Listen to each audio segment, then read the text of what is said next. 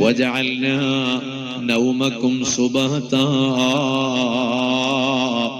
നിങ്ങളുടെ ഉറക്ക് നിങ്ങളുടെ ശരീരത്തിനൊരു വിശ്രമമാക്കി ഞാൻ തന്നില്ലയോ? വജഅൽനൽ ലൈല ലിബാസാ, നിങ്ങളുടെ രാത്രി നിങ്ങൾക്കൊരു കുപ്പായം പോലെ തന്നില്ലയോ?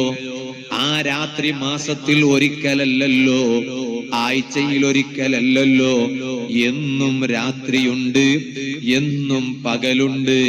വജഅൽനൻ നഹാറ മആശാ, പകൽ നിങ്ങൾക്ക് മഈശത്തിന്റെ വഴി തേടി പോകാനുള്ള സൗകര്യത്തിന് പകല് ഞാൻ സംവിധാനിച്ചിട്ടുണ്ടല്ലോ. പകല് എന്ന് പറഞ്ഞാൽ കിടന്നുറങ്ങാനുള്ളതല്ല, പകൽ അധ്വാനിക്കാനുള്ളതാണ്, രാത്രി കിടന്നുറങ്ങാനുള്ളതാണ്. ആ പകലും നിങ്ങൾക്ക് ഞാൻ തന്നു, അധ്വാനിക്കാൻ പകലും തന്നു, വിശ്രമിക്കാൻ രാത്രിയും തന്നു. വബനൈനാ ഫൗഖകും സബ്അൻ ശിദാദാ, നിങ്ങളുടെ മുകളിലോട്ട് നിങ്ങളൊന്ന് പോയി ഒന്ന് നോക്കൂ, അവിടെ 7 ആകാശം ഞാൻ ഉണ്ടാക്കിയിട്ടുണ്ടല്ലോ. വജഅൽനാ സിറാജൻ വഹാജാ, നിങ്ങൾക്ക് വേണ്ട വെളിച്ചം ഞാൻ തന്നില്ലയോ? ഇവിടെ വെച്ച വെളിച്ചം പോകും, ഇതുപോലെ തന്നെ അവിടെ വെച്ച വെളിച്ചം പോകും. പോകാത്ത വെളിച്ചമല്ലേ സൂര്യന്റെ വെളിച്ചം, അതുപോലെ ചന്ദ്രന്റെ നിലാവിന്റെ വെളിച്ചം, നക്ഷത്രങ്ങളുടെ വെളിച്ചം, അതെല്ലാം നിങ്ങൾക്ക് ഞാൻ തന്നതാണല്ലോ. എന്നാൽ നിങ്ങളൊന്ന് ആലോചിച്ചോ നോക്ക്, ഭൂമിയുള്ളത് കൊണ്ട് മാത്രം ജീവിക്കാൻ കഴിയോ? കഴിയില്ല. ആകാശമുള്ളത് കൊണ്ട് മാത്രം ജീവിക്കാൻ കഴിയോ? കഴിയില്ല. ഇത് പറഞ്ഞതിന് ശേഷം അതേ സൂറത്തുൻ നബയിൽ അല്ലാഹു തആല പറയുകയാണ്, വഅൻസൽനാ മിനൽ മുഅസ്സിറാത്തി മാഅൻ സജ്ജാജാ, മേഘങ്ങളിലൂടെ, മേഘങ്ങളിൽ നിന്ന് ഞാൻ നിങ്ങൾക്ക് അതാ മഴ വർഷിപ്പിച്ചില്ലയോ? വെള്ളം തന്നില്ലയോ? മഴ ലഭിക്കേണ്ടുന്ന സമയത്ത് മഴ കിട്ടിയില്ലെങ്കിൽ വലിയ ബേജാറല്ലേ? മഴ ആവശ്യമില്ലാത്ത സമയത്ത് മഴ പെയ്താലോ കൃഷിക്കാർ പറയും, ഉസ്താദേ ഇപ്പൊ മഴ വേണ്ട, ഇപ്പൊ മഴ പെയ്താ കൃഷിയെല്ലാം നശിച്ചു പോകും, അതുകൊണ്ട് ദ്വാർക്കണം, മഴ വേണ്ടാന്ന് വെക്കാൻ ദ്വാർക്കണം. പക്ഷേ മഴ ആവശ്യമുള്ള സമയത്ത് അല്ലാഹു തആല മഴ വർഷിപ്പിക്കുന്നു. എന്തേ കാരണം? ലിനുഖ്റിജ ബിഹി ഹബ്ബൻ വനബാതാ, ആ മഴ കാരണമായി ഞാൻ അതാ കുറെ ധാന്യം അതാ പുറത്തു കൊണ്ടുവരുന്നു, കുറെ ചടികൾ പുറത്തു കൊണ്ടുവരുന്നു. വജന്നാത്തിൻ അൽഫാഫാ, ഒരുപാട് തോട്ടം ഞാൻ ഉണ്ടാക്കിയില്ലേ? ഈ എല്ലാ അനുഗ്രഹങ്ങൾ പറഞ്ഞതിന് ശേഷം അല്ലാഹു തആല പറയുകയാണ്, ഇതെല്ലാം ഞാൻ നിങ്ങൾക്ക് എന്തിന് തന്നു എന്ന് നിങ്ങൾക്കറിയാമോ? ആകാശം നിങ്ങളുടെ മുകളിലോട്ടെ അതാ കുഴഞ്ഞു വീണില്ലല്ലോ, ഭൂമി അതാ നിങ്ങളെ വിതുങ്ങിയില്ലല്ലോ. ഇതെല്ലാം ഞാൻ നിങ്ങൾക്ക് പൂർണ്ണമായും കീഴ്പ്പെടുത്തി തന്നല്ലോ. എന്തേ കാരണം എന്ന് നിങ്ങൾ ചിന്തിച്ചിട്ടുണ്ടോ? ഇന്ന യൗമൽ ഫസ്ലി കാന മീഖാതാ, നല്ലതും ചീത്തയും വേർതിരിക്കുന്ന ഒരു ദിവസം വരാനുണ്ട് ജനങ്ങളെ. അതിന്റെ പേര് തന്നെ യൗമുൽ ഫസ്ൽ. അൽ ഫസ്ലു ബൈനൽ ഹഖ് വൽ ബാത്തിൽ, നേരിന്റെയും കളവിന്റെയും ഇടയിൽ വേർതിരിക്കുന്ന ഒരു ദിവസമുണ്ട്. ഹക്കിന്റെയും ബാത്തിലിന്റെയും ഇടയിൽ വേർതിരിക്കുന്ന ഒരു ദിവസമുണ്ട്. സത്യത്തിന്റെയും അസത്യത്തിന്റെയും ഇടയിൽ വേർതിരിക്കുന്ന ഒരു ദിവസമുണ്ട്. നല്ലതിന്റെയും ചീത്തയുടെയും ഇടയിൽ വേർതിരിക്കുന്ന ഒരു ദിവസമുണ്ട്. അന്ന് മനുഷ്യനെല്ലാം മനുഷ്യന്റെ ഖബറിൽ നിന്ന് പുനർജന്മം ലഭിക്കുന്ന ദിവസമാണ്. ആ പുനർജന്മം എങ്ങനെയാണെന്നറിയോ? യൗമ യുൻഫഖു ഫിസ്സൂരി ഫതഅതൂന അഫ്വാജാ, ഇസ്രാഫീൽ അലൈഹിസ്സലാം സൂറെന്ന കാളത്തിൽ നടത്തുന്നൊരു ഊത്തുണ്ട്. അത് രണ്ടാമത്തെ ഊത്താണ്. ആ ഊത്തങ്ങ് കേട്ടാൽ ഖബറിലുള്ള ഖബറാളികളെല്ലാം അതാ അവർക്ക് പുനർജന്മം ഉണ്ടാവുകയാണ്. ആ പുനർജന്മം ഉണ്ടാകുന്ന സമയത്തോ ഖുർആൻ പറഞ്ഞു ഫതഅതൂന അഫ്വാജാ, അതേ നിങ്ങളൊക്കെ വ്യത്യസ്ത രൂപത്തിലും വ്യത്യസ്ത ഭാവത്തിലുമാണ് പുനർജന്മമുണ്ടാകുന്നത് കേട്ടോ. 12 കോലത്തിലാണ് ഖബറിൽ നിന്ന് ഖബറാളികൾക്ക് പുനർജന്മം കിട്ടുന്നത് എന്ന് മഹാന്മാരായ പണ്ഡിതന്മാരെ പഠിപ്പിക്കുകയാണ്. ആ കൂട്ടത്തിൽ ഒരു വിഭാഗം ആളുകൾ അവർ ഖബറിൽ നിന്ന് അവർക്ക് പുനർജന്മം ലഭിക്കുന്നത് എങ്ങനെയാണ്? അത് അലാ സൂറത്തിൽ ഖിറദ, അവര് കുരങ്ങന്മാരെ കോലത്തിലാണ് ഖബറിന്റെ ഉള്ളിൽ നിന്ന് അവർക്ക് പുനർജന്മം കിട്ടുന്നത്. അള്ളാഹു കാത്ത് രക്ഷിക്കട്ടെ. ജീവിതകാലത്ത് മുഴുവനും മനുഷ്യനായി ജീവിച്ചു, മരിക്കുമ്പോഴും മനുഷ്യനായി തന്നെ മരിച്ചു. അവസാനം ഖബറിൽ നിന്ന് അവർക്ക് പുനർജന്മം കിട്ടുമ്പോ അലാ സൂറത്തിൽ ഖിറദ, കുരങ്ങന്മാരെ കോലത്തിലാണ്. അള്ളാഹു കാത്ത് രക്ഷിക്കട്ടെ. അതാരാന്നറിയോ? ആരാണ്? കാരണം പറഞ്ഞാൽ നമ്മിൽപ്പെട്ട പലർക്കും അതിന് ചാൻസ് ഉണ്ട്. എന്തുകൊണ്ടാണ് കുരങ്ങന്മാരായി ജന്മം ഉണ്ടാകുന്നത്? അതിന്റെ കാരണം നോക്കുമ്പോൾ നമ്മിൽപ്പെട്ട പലർക്കും അതിന് ചാൻസ് ഉണ്ട്. അള്ളാഹു നമ്മളെ ഒന്നും അത്തരത്തിൽ പെടുത്താതിരിക്കട്ടെ. ആരാണ് കുരങ്ങന്മാരുടെ കോലത്തിൽ പുനർജന്മം ലഭിക്കുന്നവർ? അതേ ഫൽഖത്താതു മിനന്നാസ് യഅനി നമ്മാം. ദുനിയാവിൽ ജീവിച്ചിരുന്ന സമയത്ത് നമീമത്ത് പറഞ്ഞ് നടന്നവനില്ലേ, ഏഷണി പറഞ്ഞ് നടന്നവനില്ലേ, നിസ്കരിക്കുന്നവന് പോലും ഏഷണി പറയുന്നവനല്ലേ, കയ്യിൽ മുസാഫ് പിടിച്ച് ഖുർആൻ ഓതുന്നവന് പോലും ഏഷണി പറയുന്നവനല്ലേ.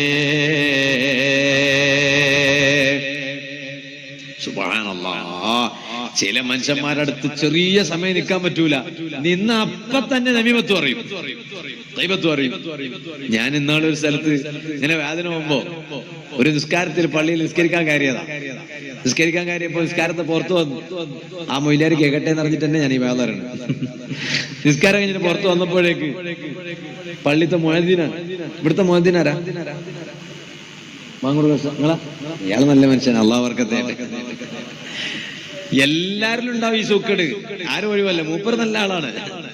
അപ്പൊ പള്ളിയിലെ മുഅദ്ദിന് ഞാനൊരു ചെറിയ മിനിറ്റ് സംസാരിച്ചിട്ട്, ഒറ്റ മിനിറ്റ് സംസാരിച്ചിട്ട് കൂടുതൽ ഞാൻ മുഅദ്ദിന് പോവാണ്. സ്ഥലത്തിന് പേരൊന്നും പറയില്ല.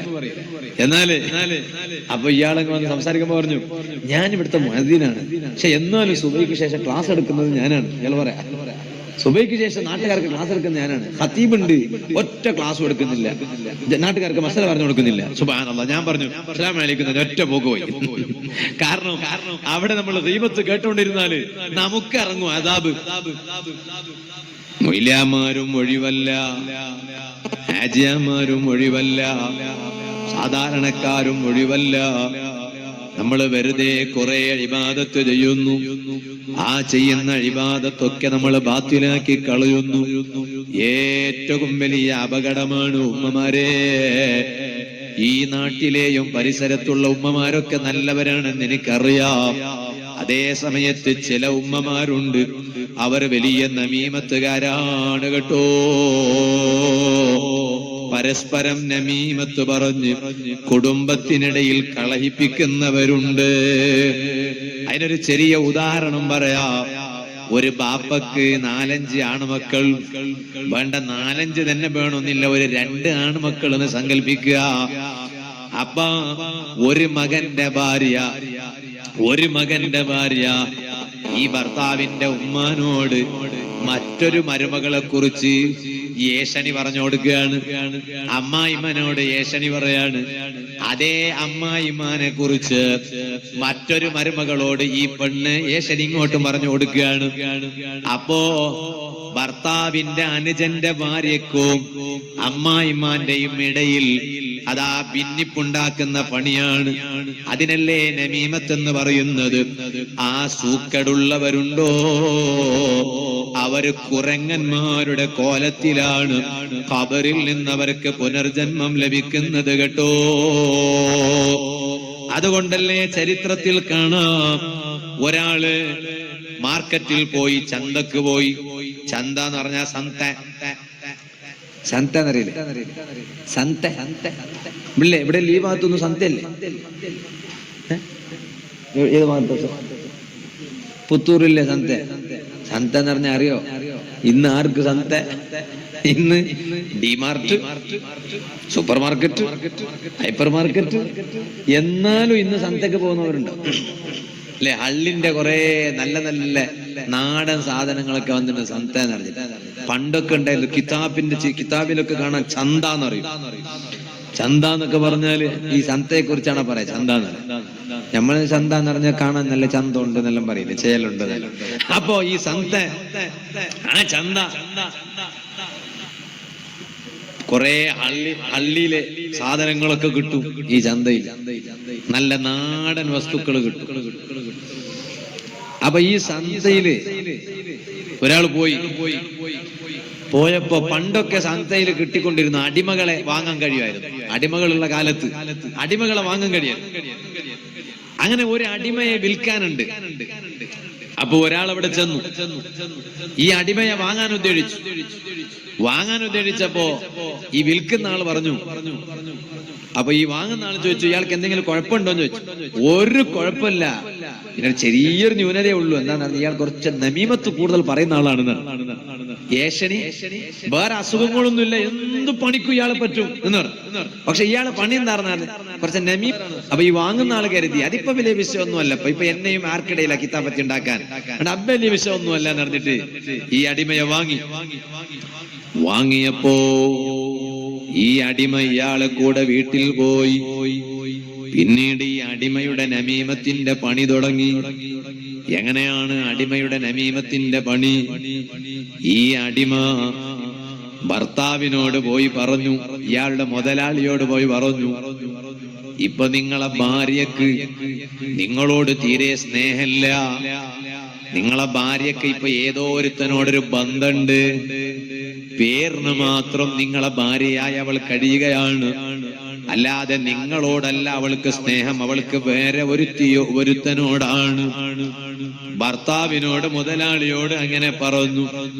എന്നാൽ ആ യജമാനന്റെ ഭാര്യയോട് പോയി ഇതേ അടിമ പറഞ്ഞു, നിങ്ങളെ ഭർത്താവ് പേരിൽ മാത്രം നിങ്ങളുടെ ഭർത്താവാണ്, അയാൾക്കിപ്പൊ വേറൊരു പെണ്ണിനോട് സ്നേഹമാണ്. എങ്ങനെയുണ്ട് നിങ്ങളൊന്ന് ആലോചിച്ചു നോക്ക്. എന്നിട്ട് ഈ പെണ്ണിനോട് ഈ അടിമ പറഞ്ഞു, യജമാനന്റെ ഭാര്യയോട് പറഞ്ഞു, നിങ്ങൾക്ക് ഞാൻ നല്ലൊരു വഴി പറഞ്ഞുതരാം. നിങ്ങളെ ഭർത്താവിന് നിങ്ങളോട് സ്നേഹമുണ്ടാകണോ? ഇപ്പോൾ അദ്ദേഹം സ്നേഹിക്കുന്ന അന്യ പെണ്ണിന്റെ സ്നേഹമില്ലാതെയാകണോ? ആ ഭർത്താവിന്റെ ഒരു മുടി എനിക്ക് നിങ്ങൾ തരണം. അയാള് രാത്രി കിടന്നുറങ്ങിയ സമയത്ത് മെല്ലെ കത്തി കൊണ്ടുപോയി ഒരു മുടിയങ്ങ് എടുത്തു കളഞ്ഞ ആ മുടി നിങ്ങൾ എനിക്ക് തന്നാൽ ഞാനൊരു ചികിത്സ നടത്തും. ആ ചികിത്സയിലൂടെ നിങ്ങളുടെ ഭർത്താവിന് നിങ്ങളോട് നല്ല സ്നേഹം ഉണ്ടാക്കി തരാൻ കഴിയും. സുബ്ഹാനല്ലാഹ്, ഈ ഭാര്യ അങ്ങ് പെട്ടുപോയതാണ്. എന്നിട്ടോ ഭർത്താവിനോട് പോയിട്ട് ഇയാൾ പറഞ്ഞു, നിങ്ങളെ ഭാര്യ ഒരു പ്ലാന് ചെയ്തിട്ടുണ്ട്. എന്താ പ്ലാൻ? ഇന്ന് നിങ്ങൾ രാത്രി കിടന്നുറങ്ങിയാൽ കത്തി കൊണ്ടുവന്നിട്ട് നിങ്ങളെ കൊത്താൻ ശ്രമിക്കും. സ്നേഹിക്കുന്ന മറ്റൊരു തന്റെ കൂടെ പോകാനുള്ള പുറപ്പാടിലാണ്. അപ്പൊ ഭർത്താവ് ഉറങ്ങിയതുപോലെ നടിച്ച് ഉറങ്ങാതെ കിടന്നു. ഈ ഭാര്യ പോയതാണ്. ഈ അടിമയായ നമീമത്തുകാരൻ പറഞ്ഞതുപോലെ ആ ഭർത്താവിന്റെ രോമം എടുക്കാൻ, എന്തിനാ? ഭർത്താവിന്റെ സ്നേഹം എനിക്ക് കിട്ടാൻ വേണ്ടി പോയപ്പോഴാണ് ഭർത്താവ് എന്ത് ചെയ്തു? അവിടുന്ന് ഒരു ആയുധം അങ്ങെടുത്തു ഭാര്യനെ കൊന്നുകളഞ്ഞു. ഈ പെണ്ണിനെ കൊന്നുകളഞ്ഞതുകൊണ്ട് ഈ പെണ്ണിന്റെ കുടുംബം വന്ന് അതാ ഭർത്താവിനെയും കൊന്നുകളഞ്ഞു. നമീമത്ത് അത്ര വിഷയമല്ല എന്ന് കരുതിയിട്ട് ഈ അടിമയെ വാങ്ങിയതാണ് ഈ യജമാനൻ. അതുകൊണ്ട് എന്ത് സംഭവിച്ചു? രണ്ടാളുകൾക്കിടയിൽ, ഭാര്യ ഭർത്താക്കൾക്കിടയിൽ തെറ്റിദ്ധാരണയുണ്ടായി. അവരുടെ ജീവൻ തന്നെ നഷ്ടപ്പെട്ടു പോയി. ഒരിക്കലും നമ്മൾ വളരെ ഗുരുതരമായ വിഷയമാണ് കേട്ടോ. കുടുംബത്തിൽ നമീമത്തുണ്ടാക്കാൻ പാടില്ല. ഭർത്താവിന്റെ വീട്ടിൽ നമീമത്തുണ്ടാക്കാൻ പാടില്ല. ഭാര്യ വീട്ടിൽ നമീമത്തുണ്ടാക്കാൻ പാടില്ല. ഇങ്ങനെ ഒരുപാട് വിഭാഗം ആളുകളെ മഹാന്മാരായ പണ്ഡിതന്മാര് പഠിപ്പിക്കുകയാണ്. വേറെ ചില ആളുകളുണ്ട്, ആ ആളുകളോ നാളെ റബ്ബിന്റെ കോടതിയിൽ അവരെങ്ങനെയാണ് വരുന്നതെന്നറിയോ? അവരുടെ കൈയും അവരുടെ കാലും മുറിക്കപ്പെട്ട കോലത്തിലാണ്. ദുനിയാവിൽ കയ്യും കാലൊക്കെ നല്ല ഉഷാറായി ഉണ്ടായ മനുഷ്യനാണ്. പക്ഷേ മരിച്ചിട്ട് ഖബറിൽ നിന്ന് പുനർജന്മം കിട്ടുമ്പോ കൈ മുറിക്കപ്പെട്ടു പോയി, കാല് മുറിക്കപ്പെട്ടു പോയി. അവരാരാണ്? കൈയും കാലും മുറിക്കപ്പെട്ടവരായി പുനർജന്മം ലഭിക്കുന്നവർ ആരാണ്? വല്ലദീന യുദൂനൽ ജീറാൻ, അയൽവാസികളെ ബുദ്ധിമുട്ടിക്കുന്നവർ, അയൽവാസികളെ ശല്യം ചെയ്യുന്നവർ. ഇന്ന് അങ്ങനെയാണ്. അയൽവാസികളെ തമ്മിൽ കണ്ടുകൂടാ. അയൽവാസികളോട് തീരെ സ്നേഹമില്ല. സ്നേഹമില്ലെങ്കിലും സാരല്ല, വല്ലാത്ത വൈരാഗ്യമാണ്. അപ്പുറത്തെ വീട്ടുകാർക്ക് ഇപ്പുറത്തെ വീട്ടുകാരെ കണ്ടാൽ പറ്റൂല, ഇപ്പുറത്തെ വീട്ടുകാർക്ക് അപ്പുറത്തെ വീട്ടുകാരെ കണ്ടാൽ പറ്റൂല. ഇങ്ങനെ അയൽ വീട്ടുകാരെ ശല്യം ചെയ്ത് നടക്കുന്നവനില്ലേ, അവൻ നാളെ റബ്ബിന്റെ കോടതിയിൽ കൈകാല് മുറിക്കപ്പെട്ടവരാടി വരുന്നു. ഇനി ഒരു വിഭാഗം ആളുകൾ, അവർ ശവത്തെക്കാളും അവർ ശവത്തെക്കാളും ദുർഗന്ധം വമിക്കുന്ന കോലത്തിലാണ്. അവർ ഖബറിൽ നിന്ന് അവർക്ക് പുനർജന്മം കിട്ടുമ്പോൾ വല്ലാത്ത നാറ്റമാണ്, വല്ലാത്ത ദുർഗന്ധമാണ്. ഏതിനേക്കാൾ നാറ്റമാണ്, ഏതിനേക്കാൾ ദുർഗന്ധമാണ്? മിനൽ ജീഫി, ശവത്തേക്കാൾ. ശവം നിങ്ങൾ നോക്ക്, കൂടുതൽ വെക്കാൻ പറ്റുമോ? പറ്റൂല. ആ ശവം വല്ലാതെ സൂക്ഷിച്ചാലോ അതിന്റെ നാറ്റം വരും, ദുർഗന്ധം വരും. ആ ശവത്തേക്കാൾ വല്ലാത്ത നാറ്റമാണ്, ദുർഗന്ധമാണ്. ഖബറിൽ നിന്ന് ഇവർക്ക് പുനർജന്മം ലഭിക്കുമ്പോ അതാരാണെന്നറിയോ? ഫല്ലദീന യതമത്തഊന ബിശ്ശഹവാതി വല്ലദാത്. ഏത് സമയത്തും വികാരങ്ങളുടെ പിന്നാലെ പോകുന്ന മനുഷ്യൻ, ദുനിയാവിലുള്ള വികാരങ്ങൾ, ദുനിയാവിലുള്ള താല്പര്യങ്ങൾ, ആൺകുട്ടികളാകട്ടെ പെൺകുട്ടികളാകട്ടെ, എന്റെ വാള കേൾക്കുന്ന ചെറുപ്പക്കാർ മനസ്സിലാക്കണം, യുവതികൾ മനസ്സിലാക്കണം. ഈ ഭാഗത്തൊന്നുമില്ല എന്ന് ഞാൻ മനസ്സിലാക്കുകയാണ്. ഞാൻ 2-3 ദിവസങ്ങൾക്ക് മുമ്പ് മാലിക്കുദ്ദീനാർ തലങ്കര ഉറൂസിന്റെ വാതിൽ പ്രസംഗിച്ചപ്പോൾ ഞാനത് പറഞ്ഞിട്ടുണ്ട്. ഇന്നലെയെല്ലാം ഞാൻ കടമ്പാറ് മക്കാം ഉറൂസിൽ പറഞ്ഞപ്പോഴും ഞാൻ അതിനെക്കുറിച്ച് ശക്തമായും അതാ താക്കീത് നൽകി പ്രസംഗിച്ചിട്ടുണ്ട്. ഇവിടെയും ഞാൻ പറയുന്നു, ചെറുപ്പക്കാരെ, നമ്മൾ നല്ല ആദർശബോധമുള്ള യുവാക്കളാകണം കേട്ടോ.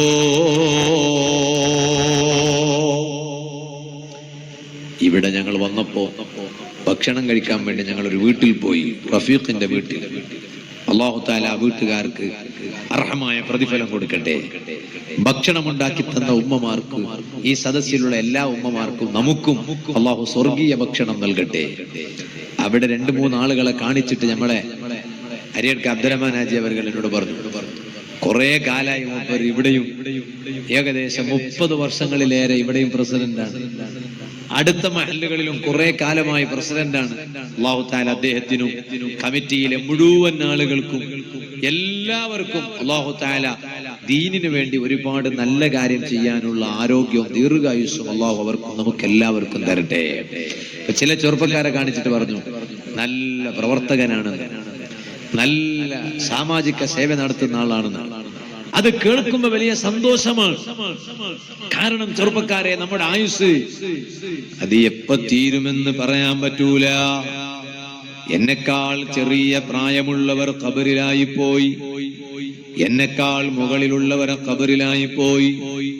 ഇന്ന് ഞാൻ ഇവിടെ വാള് പറഞ്ഞുകൊണ്ടിരിക്കുന്നു, നാളെ എനിക്ക് ബൊള്ളായിൽ വാളാണ്, മറ്റന്നാള് വീണ്ടും എൻമൂറ് തങ്ങളവരുടെ മജ്ലിസിൽ വാളാണ്, അത് കഴിഞ്ഞിട്ട് പിറ്റേന്ന് 15-ാം തീയതി തളിപ്പറമ്പിൽ വാളാണ്, അത് കഴിഞ്ഞിട്ട് 16-ാം തീയതി കുമ്പോള് ഉറൂസിൽ വാളാണ്.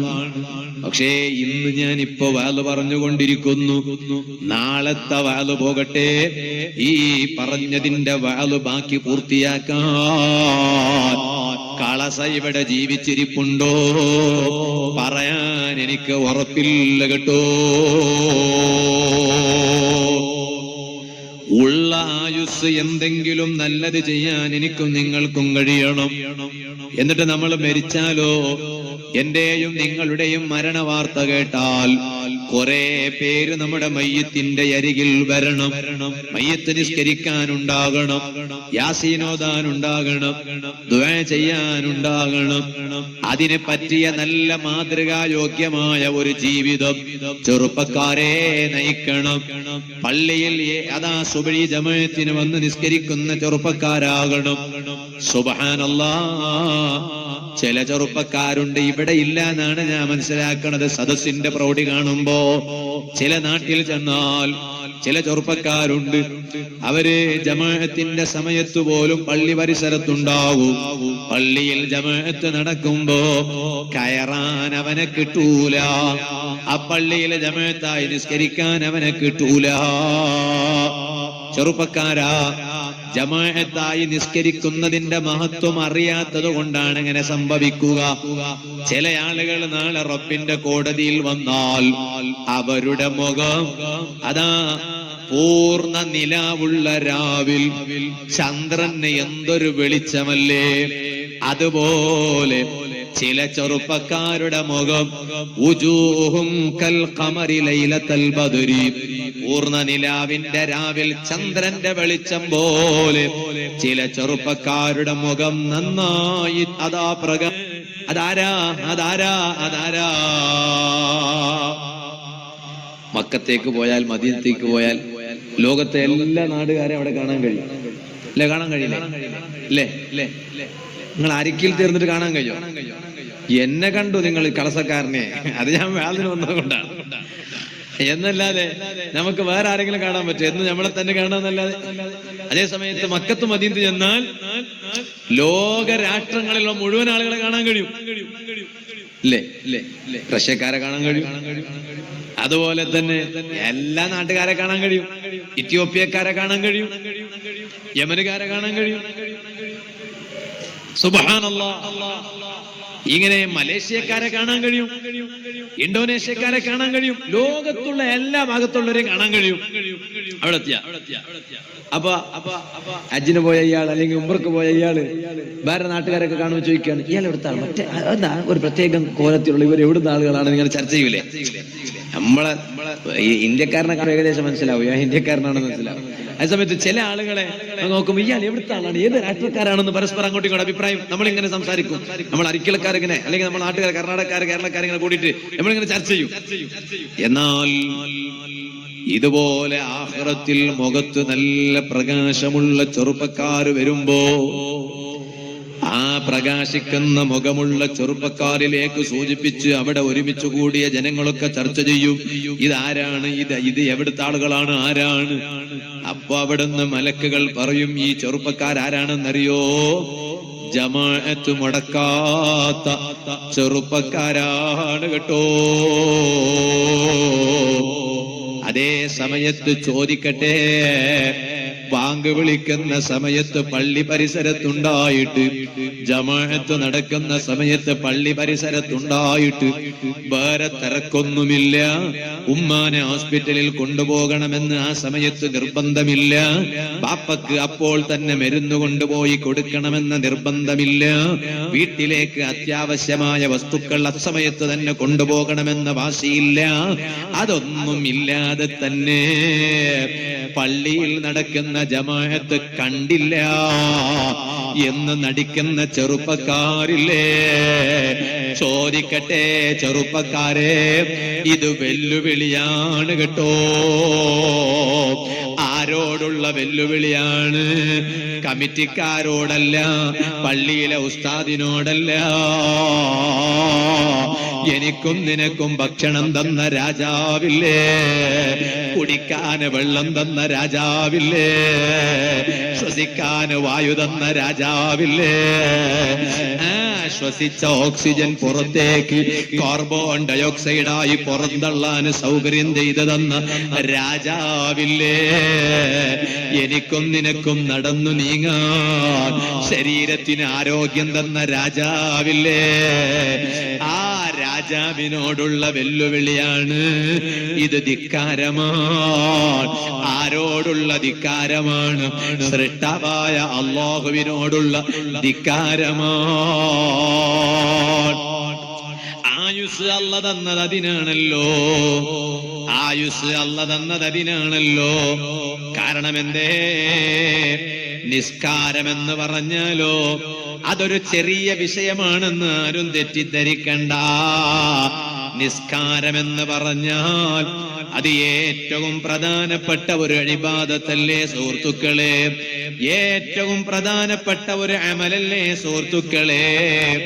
അസ്വലാത്തു നൂറുൽ മുഅ്മിൻ. ഒരു മുഅ്മിനായ മനുഷ്യന്റെ വെളിച്ചം, ഒരു മുഅ്മിനായ മനുഷ്യന്റെ പ്രകാശം അത് നിസ്കാരമാണ് കേട്ടോ. നിസ്കരിക്കുന്നവന്റെ മുഖത്ത് പ്രത്യേകം വെളിച്ചമുണ്ടാകും. നിസ്കരിക്കാത്തവന്റെ മുഖം നോക്കിയാലോ അവന്റെ സൊണ്ട് കാണും തന്നെ തിരിയും, മുസുണ്ട് കാണും തന്നെ തിരിയും. ഇത് കിബിലക്ക് തിരിഞ്ഞ് നിസ്കരിക്കാത്തവനാണെന്ന് തിരിയും. അതിനുണ്ട്. നല്ല ചെറുപ്പക്കാരുടെ മുഖം നോക്കുമ്പോ തിരിയും അവന്റെ മുഖത്ത് എന്തോ ഒരു വെളിച്ചം ഉണ്ടാവും. വെളുത്തിട്ടുണ്ടാവും എന്നല്ല പറഞ്ഞത്, ഒരു നൂറുണ്ടാവും. വെളുത്തിട്ടുണ്ടെങ്കിലും പ്രകാശം ഉണ്ടായിക്കൊള്ളുന്നില്ല. വെളുപ്പ് വേറെയാണ്, നിറം വേറെയാണ്, വെളിച്ചം വേറെയാണ്. ചില ആളുകൾ അവർ വെളുത്തിട്ടല്ല, ചിലപ്പോ മാനിറക്കാരായിരിക്കും, ചിലപ്പോ കറുത്തവരായിരിക്കും, എന്നാലും അവരെ മുഖത്ത് നല്ലൊരു വെളിച്ചം ഉണ്ടാവും, ഒരു പ്രകാശം ഉണ്ടാവും. അതെന്തിന്റെ പ്രകാശം എന്ന് മനസ്സിലാക്കിയോ നിങ്ങള്? കൃത്യമായും നിസ്കരിക്കുന്നതിന്റെ പ്രകാശമാണ്. കാരണം അസ്വലാത്തു നൂറുൽ മുഅ്മിൻ. നിസ്കാരമെന്ന് പറഞ്ഞാൽ ഒരു മുഅ്മിനായ മനുഷ്യന്റെ പ്രകാശമാണ് നിസ്കാരം. അതുകൊണ്ടല്ലേ ആമിർ ഇബ്നു അബ്ദുല്ലാഹി ഇബ്നു ഖൈസ് റളിയല്ലാഹു അൻഹു മഹാനവരുകൾ താബിഈ പണ്ഡിതനാണ്. താബിഈ പണ്ഡിതൻ എന്ന് പറഞ്ഞാൽ സ്വഹാബത്തിനെ കാണാൻ ഭാഗ്യം ലഭിച്ച മഹാനാണ്. ആ മഹാനവരുകൾ എല്ലാ ദിവസവും 1000 റക്അത്ത് നിസ്കരിക്കൂ. ഇന്നത്തെ എന്റെ വാലിന്റെ സദസ്സിലിരുന്ന് വാല് കേൾക്കുന്ന ഉമ്മമാരോട് ചോദിക്കട്ടെ, സഹോദരിമാരോട് ചോദിക്കട്ടെ, നമ്മൾ 5 നേരം കൃത്യമായി അങ്ങ് നിസ്കരിച്ച്, നിസ്കാരത്തിന്റെ മുമ്പും ശേഷവുമുള്ള സുന്നത്തും നിസ്കരിച്ച്, ളുഹ ഒരു 2 റക്അത്ത് നിസ്കരിച്ച്, തഹജ്ജുദ് ഒരു 2 റക്അത്ത് നിസ്കരിച്ച്, വിത്ർ ഒരു 3 റക്അത്ത് നിസ്കരിച്ചപ്പോ ചില ഉമ്മമാരെ കൽബിൽ ഒരു ചിന്ത ഉദിച്ചു പോയി, ഞാൻ അത്യാവശ്യം തിരക്കേടില്ല. കൽബിൽ ഒരു ചിന്ത ഉദിച്ചുപോയി, ഞാൻ അത്യാവശ്യം തിരക്കേടില്ല. അല്ലേ? അങ്ങനെ ഉദിക്കാറില്ലേ? അതേ സമയത്ത് നമ്മൾ ചിന്തിക്കേണ്ടത് അങ്ങനെയല്ല. എന്റെ മുൻകാലത്ത് ജീവിച്ചു പോയ മഹാന്മാര്, അവരുടെ ഖബറിൽ അവർക്ക് വെളിച്ചം കിട്ടാൻ, അവരുടെ ആഖിറം അതാ നന്നായി രക്ഷപ്പെട്ടു പോകാൻ അവർ എല്ലാ ദിവസവും 1000 റക്അത്ത് നിസ്കരിച്ചവരായിരുന്നു. അതുകൊണ്ടല്ലേ ആമിർ ഇബ്നു അബ്ദുല്ലാഹി ഇബ്നു ഖൈസ് റളിയല്ലാഹു അൻഹു മഹാനവരുകൾ എന്നും 1000 റക്അത്ത് നിസ്കരിക്കും. എന്നും 1000 റക്അത്ത് നിസ്കരിക്കും എന്ന് പറഞ്ഞു. എന്നും 1000 റക്അത്ത് നിസ്കരിക്കും. എന്നിട്ടോ ആ നിസ്കാരങ്ങളൊക്കെ കഴിഞ്ഞ് മഹാനവരുകൾ തിരിച്ചു പോകുമ്പോൾ ചരിത്രത്തിൽ കാണാം, വഖദ് ഇൻതഫഖത് ഖദമാഹു വസാഖാഹു. ആ മഹാനവരുകളുടെ 2 കാലും 2 തണ്ടങ്കാലും നീറ് കെട്ടിപ്പോയി. കുറെ നേരം ഉറക്ക വഴിച്ച് നിസ്കരിച്ചപ്പോ, കുറെ നേരം നിന്നപ്പോൾ കാലിൽ നീറ് വന്നു പോയി. എന്നിട്ട് മഹാനവരുകൾ സ്വന്തം ശരീരത്തെ വിളിച്ചിട്ട് മഹാനവരുകൾ പറയുകയാണ്, യാ നഫ്സ്, ഓ എന്റെ ശരീരമേ, നിനക്ക് തോന്നിയോ ഞാൻ നിന്നെ ബുദ്ധിമുട്ടിച്ചു എന്ന്? 1000 റക്അത്ത് നിന്റെ ശരീരം കൊണ്ടല്ലേ ഞാൻ നിസ്കരിച്ചത്. നിനക്ക് തോന്നിയോ ഞാൻ നിന്നെ ബുദ്ധിമുട്ടിച്ചു എന്ന് തോന്നിയോ? അങ്ങനെ നിനക്ക് തോന്നേണ്ടതില്ല. ഇന്നമാ ഉരീദു ഇക്റാമക ഗദൻ ഇൻദല്ലാഹ്. ഓ എന്റെ ശരീരമേ, നിന്റെ ശരീരം കൊണ്ട് ഞാൻ ബുദ്ധിമുട്ടിക്കാൻ കാരണം എന്താണെന്നറിയോ? നാളെ റബ്ബിന്റെ കോടതിയിൽ അതേ നിന്നെയൊന്ന് അല്ല ബഹുമാനിക്കണം. അള്ളാന്റെ കോടതിയിൽ അല്ല നിന്നെ നാളെ ബഹുമാനിക്കണം. അത് കരുതിയിട്ടാണ് ഞാനിപ്പോൾ നിന്റെ ശരീരത്തെ ഒന്ന് ബുദ്ധിമുട്ടിച്ചത്, അല്ലാതെ നിന്നെ വെറുതെ ബുദ്ധിമുട്ടിച്ചതല്ല. അപ്പറഞ്ഞതിന്റെ അർത്ഥം എന്താണ്? ഇവിടെ കുറെ നിസ്കരിച്ചാൽ നിസ്കരിച്ച് ക്ഷീണം വന്ന ശരീരമില്ലേ, ബഹുമാനമാണ് കേട്ടോ. അതാ ഇന്ന് കോഴിക്കോട് നോളേജ് സിറ്റിയിൽ എന്റെ ചെറുപ്പക്കാർ മനസ്സിലാക്കണം, എന്റെ പ്രായമുള്ള ഉപ്പമാരും ഉമ്മമാരും മനസ്സിലാക്കണം. നോളേജ് സിറ്റി, അവിടെ വെച്ച് വലിയ സഖാഫി സംഗമം നടന്നു. ലോകത്തുള്ള മുഴുവൻ ശിഷ്യന്മാരുടെ സംഗമമല്ല. 1985 മുതൽ, ഞാനന്ന് ജനിച്ചിട്ടേ ഇല്ല. 985 മുതൽ, ഞാൻ ജനിക്കുന്നത് 86-ലാണ്. ഇനിയിപ്പോ ഇത് പറഞ്ഞപ്പോഴേക്കും നിങ്ങൾ വയസ്സ് കൂട്ടാൻ തുടങ്ങിയോ എന്ന് എനിക്ക് പറയാനും പേടിയാണ്. വയസ്സ് കൂട്ടാൻ താജുൽ ഉലമ തങ്ങൾ പാപ്പ ഒരു പേരില്ലേ, നവ്വറല്ലാഹു മർഖദ, അല്ലാഹു ദറജ വർദ്ധിപ്പിക്കട്ടെ. തങ്ങള് പാപ്പ ഒരു സ്ഥലത്ത് ഇങ്ങനെ പറയുന്നത് ഞാൻ ഇങ്ങനെ കേട്ടിരുന്നു. കിതാബിൽ ഞാൻ കണ്ടിരുന്നു. എന്താണ്? ഒരാളോട് വയസ്സ് വയ്ക്കാൻ പാടില്ല. ചില മനുഷ്യന്മാർക്ക് ഒരു സ്വഭാവമുണ്ട്. ഇവിടെ ഉണ്ടെന്ന് എനിക്കറിയില്ല. കണ്ടവരോടൊക്കെ എത്ര വയസ്സായി ചോദിക്കും. എത്ര വയസ്സായി? അജയ് നിങ്ങൾക്ക് എത്ര വയസ്സായി? ഉഷ നിങ്ങൾക്ക് എത്ര വയസ്സായി? ചെറുപ്പക്കാരൻ കണ്ട എനിക്ക് എത്ര വയസ്സായി എന്ന് പറഞ്ഞിട്ട് ആ വയസ്സും ഈ വയസ്സും തമ്മിൽ ഇങ്ങനെ അങ്ങോട്ടും ഇങ്ങോട്ടും കമ്പയർ ചെയ്യും. അപ്പൊ എനിക്ക് അത്ര വയസ്സൊന്നും ആയിട്ടില്ലല്ലേ. ആണ് കണ്ടവരോടൊക്കെ വയസ്സ് വയ്ക്കാൻ. ചില സ്ത്രീകൾക്ക് ഒരു സൂക്കടുണ്ട്. ഇവിടെ ഉണ്ടോ എന്ന് എനിക്കറിയില്ല. എന്താണ്? കുടുംബത്തിൽപ്പെട്ട ഒരു പെൺകുട്ടി കല്യാണം കഴിഞ്ഞ് കുറച്ച് കാലമായി കുട്ടികളായില്ല കണ്ടാൽ എന്തിനീ മക്കാവാത്തെ? അതാ പ്രശ്നമായി. ഓൾക്ക് ബേജാറില്ല. ആർക്ക്? മക്കളാകാത്ത ഓൾക്ക് ബേജാറില്ല, ഓളെ ഭർത്താവിനും ബേജാറില്ല. ഇപ്പുറത്തുള്ള ഈ ഓൾക്ക് ബേജാർ. എപ്പോ നോക്കിയാലും എന്തിനീ മക്കാവാത്തെ? അവൾക്ക് മക്കായിട്ട് നിന്റെ പിന്നെ മങ്ങിലായിട്ട് ഇക്കെന്തിനീ മക്കാവാത്തെ? ആരെ പ്രോബ്ലം? ഡോക്ടർ അവള്. ആരെ പ്രോബ്ലം? നിന്റെതാ ഉണ്ടതാ. അതാ തുടങ്ങി. ചില കുടുംബം എന്നോട് പറയാണ്, അതെ വാതിലൊക്കെ ഇതൊക്കെ പറയണം. കാരണം മംഗളത്തിന്റെ പുരക്ക് പോകാൻ കഴിയണില്ല, ഒരു നല്ല പിടക്കിന് പോകാൻ കഴിയുന്നില്ല. അവിടെ എല്ലാരും മുന്നിൽ വെച്ച് ചോദിക്കാണ്, എന്തായിട്ടില്ലേ, എന്തരായിട്ടില്ലേ, എന്തരാ അവിടെ അമ്പട്ടെ ചോദിക്കാണ്, എന്തോ ആയിട്ടില്ലേ.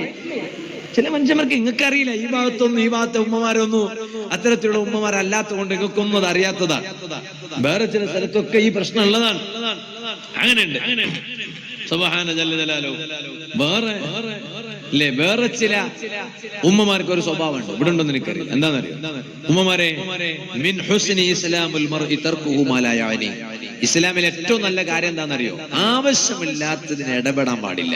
അവർക്ക് മക്കളായോ ഇല്ലേ? ആയിട്ടില്ല എന്ന് ഉറപ്പല്ലേ? നിങ്ങൾക്കറിയാലോ ആയിട്ടില്ല. ആയിട്ടെങ്കിൽ കയ്യിൽ കുട്ടി ഉണ്ടാവൂലേ? ആയിട്ടില്ല എന്ന് ഉറപ്പല്ലേ? പിന്നെ എന്തിന് നിങ്ങൾ ചോദിക്കാൻ പോണം? നിങ്ങൾക്ക് കൊടുക്കാൻ പറ്റുമോ കുട്ടിയെ? കൊടുക്കാൻ പറ്റൂലല്ലോ. പിന്നെന്തിനാ നിങ്ങൾ ചോദിക്കാൻ പോണേ? അതിന്റെ ആവശ്യമില്ല. കാരണം കുട്ടി ആകാത്തതിനേക്കാളും വലിയ സങ്കടം അപ്പെണ്ണിന് ഇങ്ങനെ കുത്തി കുത്തി കുത്തി കുത്തി കുത്തി കുത്തി ചോദിക്കണതാ സങ്കടം. ചിലർ പറയും ഉസ്താദ് മക്കളായിട്ടില്ലെങ്കിലും ബേജാറില്ല ഉസ്താദ്, മക്ക അള്ള തണ്ടപ്പ കിട്ടിയമേ, മക്ക ആയില്ലെങ്കിലും ബേജാറില്ല. പക്ഷെ പോയവിടെ ഇതിങ്ങനെ കുത്തി കുത്തി കുത്തിയിട്ട് എന്റെ ആവാത്തെ. നമ്മ ചില റോഡൊക്കെ ഇങ്ങനെ പോയാൽ ചില സ്ഥലത്ത് എപ്പോ പോയാൽ നോക്കാൻ റോഡ് പ്രശ്നം തന്നെ, കുണ്ടും കുഴിയും റോഡാണ്. അപ്പൊ ചോദിക്കും ഈ റോഡ് എന്താ നന്നാവാത്തെ എന്ന് ചോദിക്കും പോലെ എന്റെ ആവാത്തെ എന്നിങ്ങനെ കുട്ടികൾ ആയില്ലെങ്കിലും വലിയ പ്രശ്നമല്ല, അതിനേക്കാളും വലിയ സങ്കടമാണ് ഈ കുത്തി കുത്തി ചോദിക്കാൻ. ഒരിക്കലും അങ്ങനെ ആവശ്യമില്ലാത്ത വിഷയത്തിൽ ഇടപെടാൻ പാടില്ല. വേറെ ചില ഉമ്മമാരുണ്ട്, പ്രായമുള്ള ഉമ്മമാർ, അവരും കൂടി വേദന കേൾക്കാൻ വേണ്ടി ഞാൻ പറയാം. എന്താ ഉമ്മമാരെ സ്വഭാവം എന്ന് പറഞ്ഞാല് മോളെ കുട്ടിനോട് വലിയ സ്നേഹം. ഇവിടെ ഉണ്ടോ? ഇവിടെ എങ്ങനെയാന്ന് എനിക്കറിയില്ല. മകളെ കുട്ടിയോട് സ്നേഹം, മകന്റെ കുട്ടിയോട് സ്നേഹമില്ല. അത്ര സ്നേഹമില്ല. പിന്നെ ഇങ്ങനെ ഉണ്ടാവാം, എന്ത് മോന്റെ കുട്ടിയോട് വലിയ സ്നേഹം, മോളെ കുട്ടിയോട് അത്ര സ്നേഹമില്ല. കാരണം എന്നെ നോക്കുന്നത് മോനല്ലേ, അത് വേണ്ടെന്നല്ല പറയുന്നത്. അത് ചിലപ്പോ സ്വാഭാവികമായിട്ടും ഉമ്മാക്ക് ഏറ്റവും കൂടുതൽ തുണയായിട്ട് ആറ് നിൽക്കുന്നുവോ ആ മോനോട് ഉമ്മാക്ക് കൽബിലൊരു അടുപ്പം വല്ലാതെ ഉണ്ടാവും. അതെല്ലാ മക്കളോട് കാണിക്കുന്നത് ഒരുപോലെയാണെങ്കിലും കൽബിൽ ഒരു മോന് എന്നും ജമാഅത്തിന് വരുന്ന മോനാണ്, എന്നും ആലിമീങ്ങളോട് തങ്ങന്മാരോടൊക്കെ ദീനിന്റെ വിഷയത്തിലൊക്കെ മുന്നിൽ നിൽക്കുന്ന മോനാണെങ്കിൽ അമ്മോനോട് ഉമ്മാക്ക് ഒരു പ്രത്യേക സ്നേഹമൊക്കെ ഉണ്ടാവും മനസ്സിൽ, അല്ലേ? ബാലൊരു മോനുണ്ട്, ഓൻ കുജുമ്പാള്. കുജുമ്പ എന്ന് പറഞ്ഞാൽ ഒരു നല്ലതിന് ഓനെ കാണാല്ലേ, ഓ എപ്പോ നോക്കിയും കയ്യിൽ ബാറ്റും ബോളും പിടിച്ചോണ്ട് ഇങ്ങനെ പോവാണ്. അപ്പൊ ഉമ്മ ചിന്തിക്കുകയാണ് ഓനെ കൊണ്ട് ഞാൻ മരിച്ചാൽ ഒരു യാസീനോത്ത് കിട്ടുമെന്ന് എനിക്കൊരു പ്രതീക്ഷ ഒന്നുമില്ല. അതായത് മറ്റേ മോനാണെങ്കിൽ അങ്ങനെയല്ല എന്ന് കരുതിയിട്ട് ആ മോനെ കാണുമ്പോ മനസ്സിന് വലിയ സ്നേഹം ഉണ്ടാവും. എന്നാ ഞാൻ ഉമ്മമാരോട് പറയട്ടെ, ചില ഉമ്മമാർ അങ്ങനെയുണ്ട്. എന്താ മകന്റെ കുട്ടിയോട് കാണിക്കുന്നതിനേക്കാളും വലിയ സ്നേഹം മോനോട് കാണിക്കും. എന്താ കാരണം അറിയോ? ഓനെങ്കാലും സ്കൂൾ വിട്ടിട്ട് വന്നെങ്കിൽ ഓനക്ക് ബാരനെ ഒന്ന് എടുത്തു വെക്കും, മറ്റേ കൊടുക്കാല. എന്റെ കാരണം ഉമ്മാന്റെ വിചാരം എന്താണെന്നറിയോ? അത് എന്നാണെങ്കിൽ എന്റെ സ്വന്തം മോന്റെ കുട്ടിയും കൂടിയാണ്. അന്നെ ചിന്തിക്കണില്ല. ചിന്തിക്കാൻ ഇബ്ലീസ് വിടുന്നില്ല. ഇബ്ലീസിന്റെ പണിയല്ലേ ഇതൊക്കെ. ഭർത്താവിനെയും ഭാര്യനെയും ഭാര്യന്റെ വീട്ടുകാരെയും ഭർത്താവിന്റെ വീട്ടുകാരെയും തമ്മിലൊക്കെ ഭിന്നിപ്പിക്കുന്ന പണി ഇബ്ലീസിന്റെതാണ്. അല്ലാഹു ഇബ്ലീസിന്റെ ശർറിൽ നിന്ന് നമ്മൾ അല്ലാഹു കാത്ത് രക്ഷിക്കട്ടെ. ഇതുപോലെ വേറെ ചില വീട്ടുകാരുണ്ട്, സുബ്ഹാനല്ലാഹ്. അമ്മോശന് മരുമകളോട് തീരെ സ്നേഹമില്ല എന്ന് പറഞ്ഞാൽ മകന്റെ ഭാര്യയോട് തീരെ സ്നേഹമില്ല. എന്തിന്റെ പേരിൽ? അവൾ എപ്പോൾ നോക്കിയാലും ഉറങ്ങുന്നവളാണ്, ഇബാദത്ത് തീരെയില്ല. ഈ അടുത്തൊരു സ്ഥലത്ത് വാദിന് പോയപ്പോ ഒരു ചെറുപ്പക്കാരൻ ഓടി വന്നിട്ട് എന്നോട് സങ്കടത്തോടെ പറഞ്ഞു, ഉസ്താദേ എന്റെ ഭാര്യ തീരെ നിസ്കരിക്കണില്ല, ദുആ ചെയ്യണം. ഏത് സമയത്തും സിനിമ കണ്ടുകൊണ്ടിരിക്കുകയാണ്, നിസ്കരിക്കുന്നില്ല. ഞാനിങ്ങനെ ആലോചിച്ചു പോയി, സുബ്ഹാനല്ലാഹ്, ഇക്കാലത്തും നിസ്കരിക്കാത്ത സ്ത്രീകളുള്ള കാലമാണോ? നിസ്കരിക്കാത്ത പെൺകുട്ടികളുള്ള കാലമാണോ? അത്ഭുതപ്പെട്ടു പോയി, ഞാനങ്ങ് ഞെട്ടിപ്പോയി. ഇത് വലിയ ബേജാറിന്റെ വർത്തമാനമല്ലേ സുഹൃത്തുക്കളെ? അവളാണ് വീട്ടിന്റെ കാര്യം തീരെ ശ്രദ്ധിക്കാറില്ല, വിവാദിത്വമില്ല. സ്ത്രീകളോട് ഞാൻ പറയട്ടെ, നിങ്ങൾക്ക് വീടിനെ കുറിച്ച് നല്ല ഉത്തരവാദിത്വം വേണം. അത് നിങ്ങളുടെ ഭർത്താവിന്റെ വീടല്ല, നിങ്ങളെ സ്വന്തം വീടാണ്. ഭർത്താവിന്റെ വീടാണെങ്കിൽ അത് നിങ്ങളെ വീടെന്നാ അതിന്റെ അർത്ഥം. അതുകൊണ്ട് നിങ്ങളുടെ സ്വന്തം വീടിനെ കുറിച്ച് ഉത്തരവാദിത്വം ഉള്ളതുപോലെ ഭർത്താവിന്റെ വീടിനെ കുറിച്ച് നല്ല ഉത്തരവാദിത്വം വേണം. ഒരിക്കലും ഉത്തരവാദിത്വം മറന്നു പോകാൻ പാടില്ല. ഞാൻ പറഞ്ഞു വന്നത്, ചില സ്ത്രീകളുണ്ട് തീരെ വീടിനെ കുറിച്ച് അവർക്കൊരു ഉത്തരവാദിത്വമില്ല. അതിനെന്താക്കണം? ഞാൻ എപ്പോഴും അതിൽ പറയാറുണ്ട്, ഉമ്മമാരെ നിങ്ങളുടെ സ്വന്തം മക്കളില്ലേ പെൺമക്കള്, ആ മക്കൾ കല്യാണം കഴിഞ്ഞ് പോകുന്നതിന് മുമ്പായി നിങ്ങളെ വീട്ടിലുള്ള സമയത്ത് അവൾ ഒരു വീട്ടിൽ എങ്ങനെ വേണം എന്നതിനെ കുറിച്ച് ശരിക്കും പഠിപ്പിക്കണം. അത് നിങ്ങളുടെ ഭൗതിക വിദ്യാഭ്യാസത്തിലൊന്നുമില്ല, അത് ആത്മീയ വിദ്യാഭ്യാസത്തിലാണുള്ളത്. ഇതുപോലെ ഉമ്മമാരായ നിങ്ങളെ കണ്ടിട്ടാണ് അവർ പഠിക്കേണ്ടത്. നിങ്ങളുടെ മക്കൾക്ക് ഏത് വിദ്യാഭ്യാസം വേണമെങ്കിലും പഠിപ്പിച്ചോളൂ, ഞാൻ അതിന് എതിരല്ല. പക്ഷേ ഉമ്മമാരായ നിങ്ങളെ കണ്ടുകൊണ്ട് ഒരുപാട് കാര്യം നിങ്ങളുടെ പെൺമക്കൾ പഠിക്കേണ്ടതുണ്ട്. അവൾ കല്യാണം കഴിഞ്ഞ് ഭർത്താവിന്റെ വീട്ടിൽ പോയി, അതാ ഭർത്താവിന്റെ കൂടെ ഭർത്താവിന്റെ ഉമ്മാനെയും ബാപ്പാനെയും നല്ല രൂപത്തിൽ നോക്കേണ്ടവളാണ്. ആ ഒരു വലിയ ഉത്തരവാദിത്വം ഏറ്റെടുക്കേണ്ടവളാണ്. ഇന്ന് ചിലപ്പോൾ നിങ്ങളെ വീട്ടിൽ അവൾക്കൊരു ഉത്തരവാദിത്വവും ഉണ്ടാകില്ല. അവൾ ഒരു ചെറിയ മോളാണ്. പക്ഷേ നാളെ അവൾ വലുതായി കല്യാണം കഴിഞ്ഞ് ഭർത്താവിന്റെ വീട്ടിലെത്തിയാൽ ഭർത്താവിന്റെ വീട്ടിലെ കൺട്രോൾ ഇവളുടെ കയ്യിലാണ് വരുന്നത്. ഭർത്താവിന്റെ ഉമ്മാക്ക് നല്ല പ്രായമുണ്ട്, ബാപ്പക്ക് നല്ല പ്രായമുണ്ട്, പിന്നെ കൺട്രോൾ വരുന്നത് ഇവളെ കയ്യിലാണ്. അവിടെ ഒരു തെറ്റും വരാതെ, അബദ്ധം വന്നു പോകാതെ ആ വീട് നിയന്ത്രിക്കാനുള്ള എല്ലാ നിലക്കുള്ള തണ്ടേടും നിങ്ങളുടെ പെൺകുട്ടികൾക്ക് ഉണ്ടാകണ്ടേ. ഉമ്മമാരെ, സഹോദരിമാരെ, എന്നാൽ ഞാൻ പറയട്ടെ, വേറെ ചില ഭർത്താക്കന്മാരുണ്ട്, ബാപ്പാന്റെ വർത്തമാനം കേട്ട് ഉമ്മാന്റെ വാക്ക് കേട്ട് അതേ ഭാര്യന്റെ മനസ്സ് വേദനിപ്പിക്കുന്നവരുണ്ട്. ഒരിക്കലും ബാപ്പന്റെ വാക്ക് കേട്ട് ഉമ്മാന്റെ വാക്ക് കേട്ട് ഏതാണ് ശരിയെന്ന് മനസ്സിലാക്കാതെ വെറുതെ പോയി ഭാര്യനോട് ശകാരിക്കാൻ പാടില്ല, ഭാര്യനോട് ദേഷ്യപ്പെടാൻ പാടില്ല. അവൾക്ക് ഏറ്റവും കൂടുതൽ സമാധാനം കൊടുക്കേണ്ടുന്നത് ഭർത്താവായ ഞാനും നിങ്ങളാണ്. ഞങ്ങളിൽ നിന്ന് കിട്ടാത്ത ഒരു സമാധാനം അവർക്ക് എവിടെ നിന്നാണ് കിട്ടുക? ഉമ്മയാണോ ശരി, ബാപ്പയാണോ ശരി, ഭാര്യയാണോ ശരിയെന്ന് നമുക്കറിയില്ലല്ലോ. പിന്നെങ്ങനെയാണ് ഭാര്യനെ പോയി മനസ്സ് വേദനിപ്പിക്കുന്നത്? പാടില്ല. ഭർത്താവായ ഞാൻ കാരണം ഭാര്യയുടെ മനസ്സിൽ ഒരു ഭാഗത്ത് പോലും ഒരു ചെറിയ വേദനയുണ്ടാകാൻ പാടില്ല. ഇത് ഭർത്താക്കന്മാര് നന്നായി ശ്രദ്ധിക്കേണ്ടുന്ന കാര്യമാണ്. എന്നാലോ ഭാര്യന്റെ വാക്ക് കേട്ട് ഉമ്മാന്റെ മനസ്സ് വേദനിപ്പിക്കാനും പാടില്ല. അതും കൂടി പറയണം. ഭാര്യന്റെ വാക്ക് കേട്ട് ബാപ്പാന്റെ മനസ്സും കൂടി വേദനിപ്പിക്കാൻ പാടില്ല. അങ്ങനെയുണ്ട്. ചില മക്കളുണ്ട്, കല്യാണം കഴിയുന്നത് വരെ ഉമ്മാനോട് വലിയ സ്നേഹം, ബാപ്പാനോട് വലിയ സ്നേഹം. കല്യാണം കഴിഞ്ഞാൽ പിന്നെ ഓംക്ക് ഉമ്മ എന്തമ്മാ ഒരു ബേരാന്ന് എന്നെ തോന്നാൻ തുടങ്ങി. ഇപ്പൊ മുമ്പ് തുടങ്ങിയിട്ടില്ല, ഇപ്പൊ ഉമ്മാക്ക് തുടങ്ങി. ഓ മുന്നോലത്തെ പോലെ ഇല്ലല്ലേ, ഇപ്പത്തെ ചേഞ്ച് ആയിട്ടാ പോണോ. മുന്നോൽ അങ്ങനെയല്ല, എന്ത് സാമാന് കോന്നെങ്കിൽ ഉമ്മാണ്ട് വിളിച്ചിട്ട് ഓടി വന്ന് നന്റെ കയ്യിൽ തന്നോയിന്ന. ബിസ്ക്കറ്റ് കോന്നെങ്കാവട്ട്, കേക്ക് കോന്നെങ്കാവട്ട് നന്റെ കയ്യിൽ കോന്ന് തന്നോയിന്ന. ഇവിടെ നക്കണിക്ക് മനസ്സിലാണല്ലേ അർത്ഥം? ആ കോൻ തന്നോയിന്ന. ഇപ്പൊ നോക്കുമ്പോ ഇപ്പൊ വിളിക്കണമേ, എവിടില്ലടി ഫാത്തിമ കിടാവ്, എവിടില്ലേ കിടാവോ? ആരെ വിളിക്കുന്നേ? തിരിയോനെ വിളിക്കുന്നേ കിടാവോ. എങ്ങനെ വേണമെങ്കിൽ വിളിക്കും, നിങ്ങൾക്ക് ഇഷ്ടമുള്ള പേര്. ശൈത്താന്ന് വിളിക്കണ്ട, ശൈത്താന്ന് മാത്രം വിളിച്ചിരണ്ട. ചില ഭർത്താക്കന്മാർക്ക് ഒരു സ്വഭാവമുണ്ട്, ദേശം ഭാര്യനെ വിളിക്കുന്നത് എവിടില്ലാലോ, കുട്ടിച്ചാത്ത എവിടില്ലാല്. ആരെ വിളിക്കുന്നത്? ഭാര്യ ശൈത്താണെങ്കിൽ നീ ആരായിരിക്കും? നിങ്ങളൊന്ന് ചിന്തിച്ചു നോക്ക്. ശൈത്താന്റെ മാപ്പിളെ, ശൈത്താന്റെ മാപ്പിളക്ക് കുറച്ചെങ്കിലും ശൈത്താന്റെ ബുദ്ധി ഇല്ലാതിരിക്കാല്ലേ.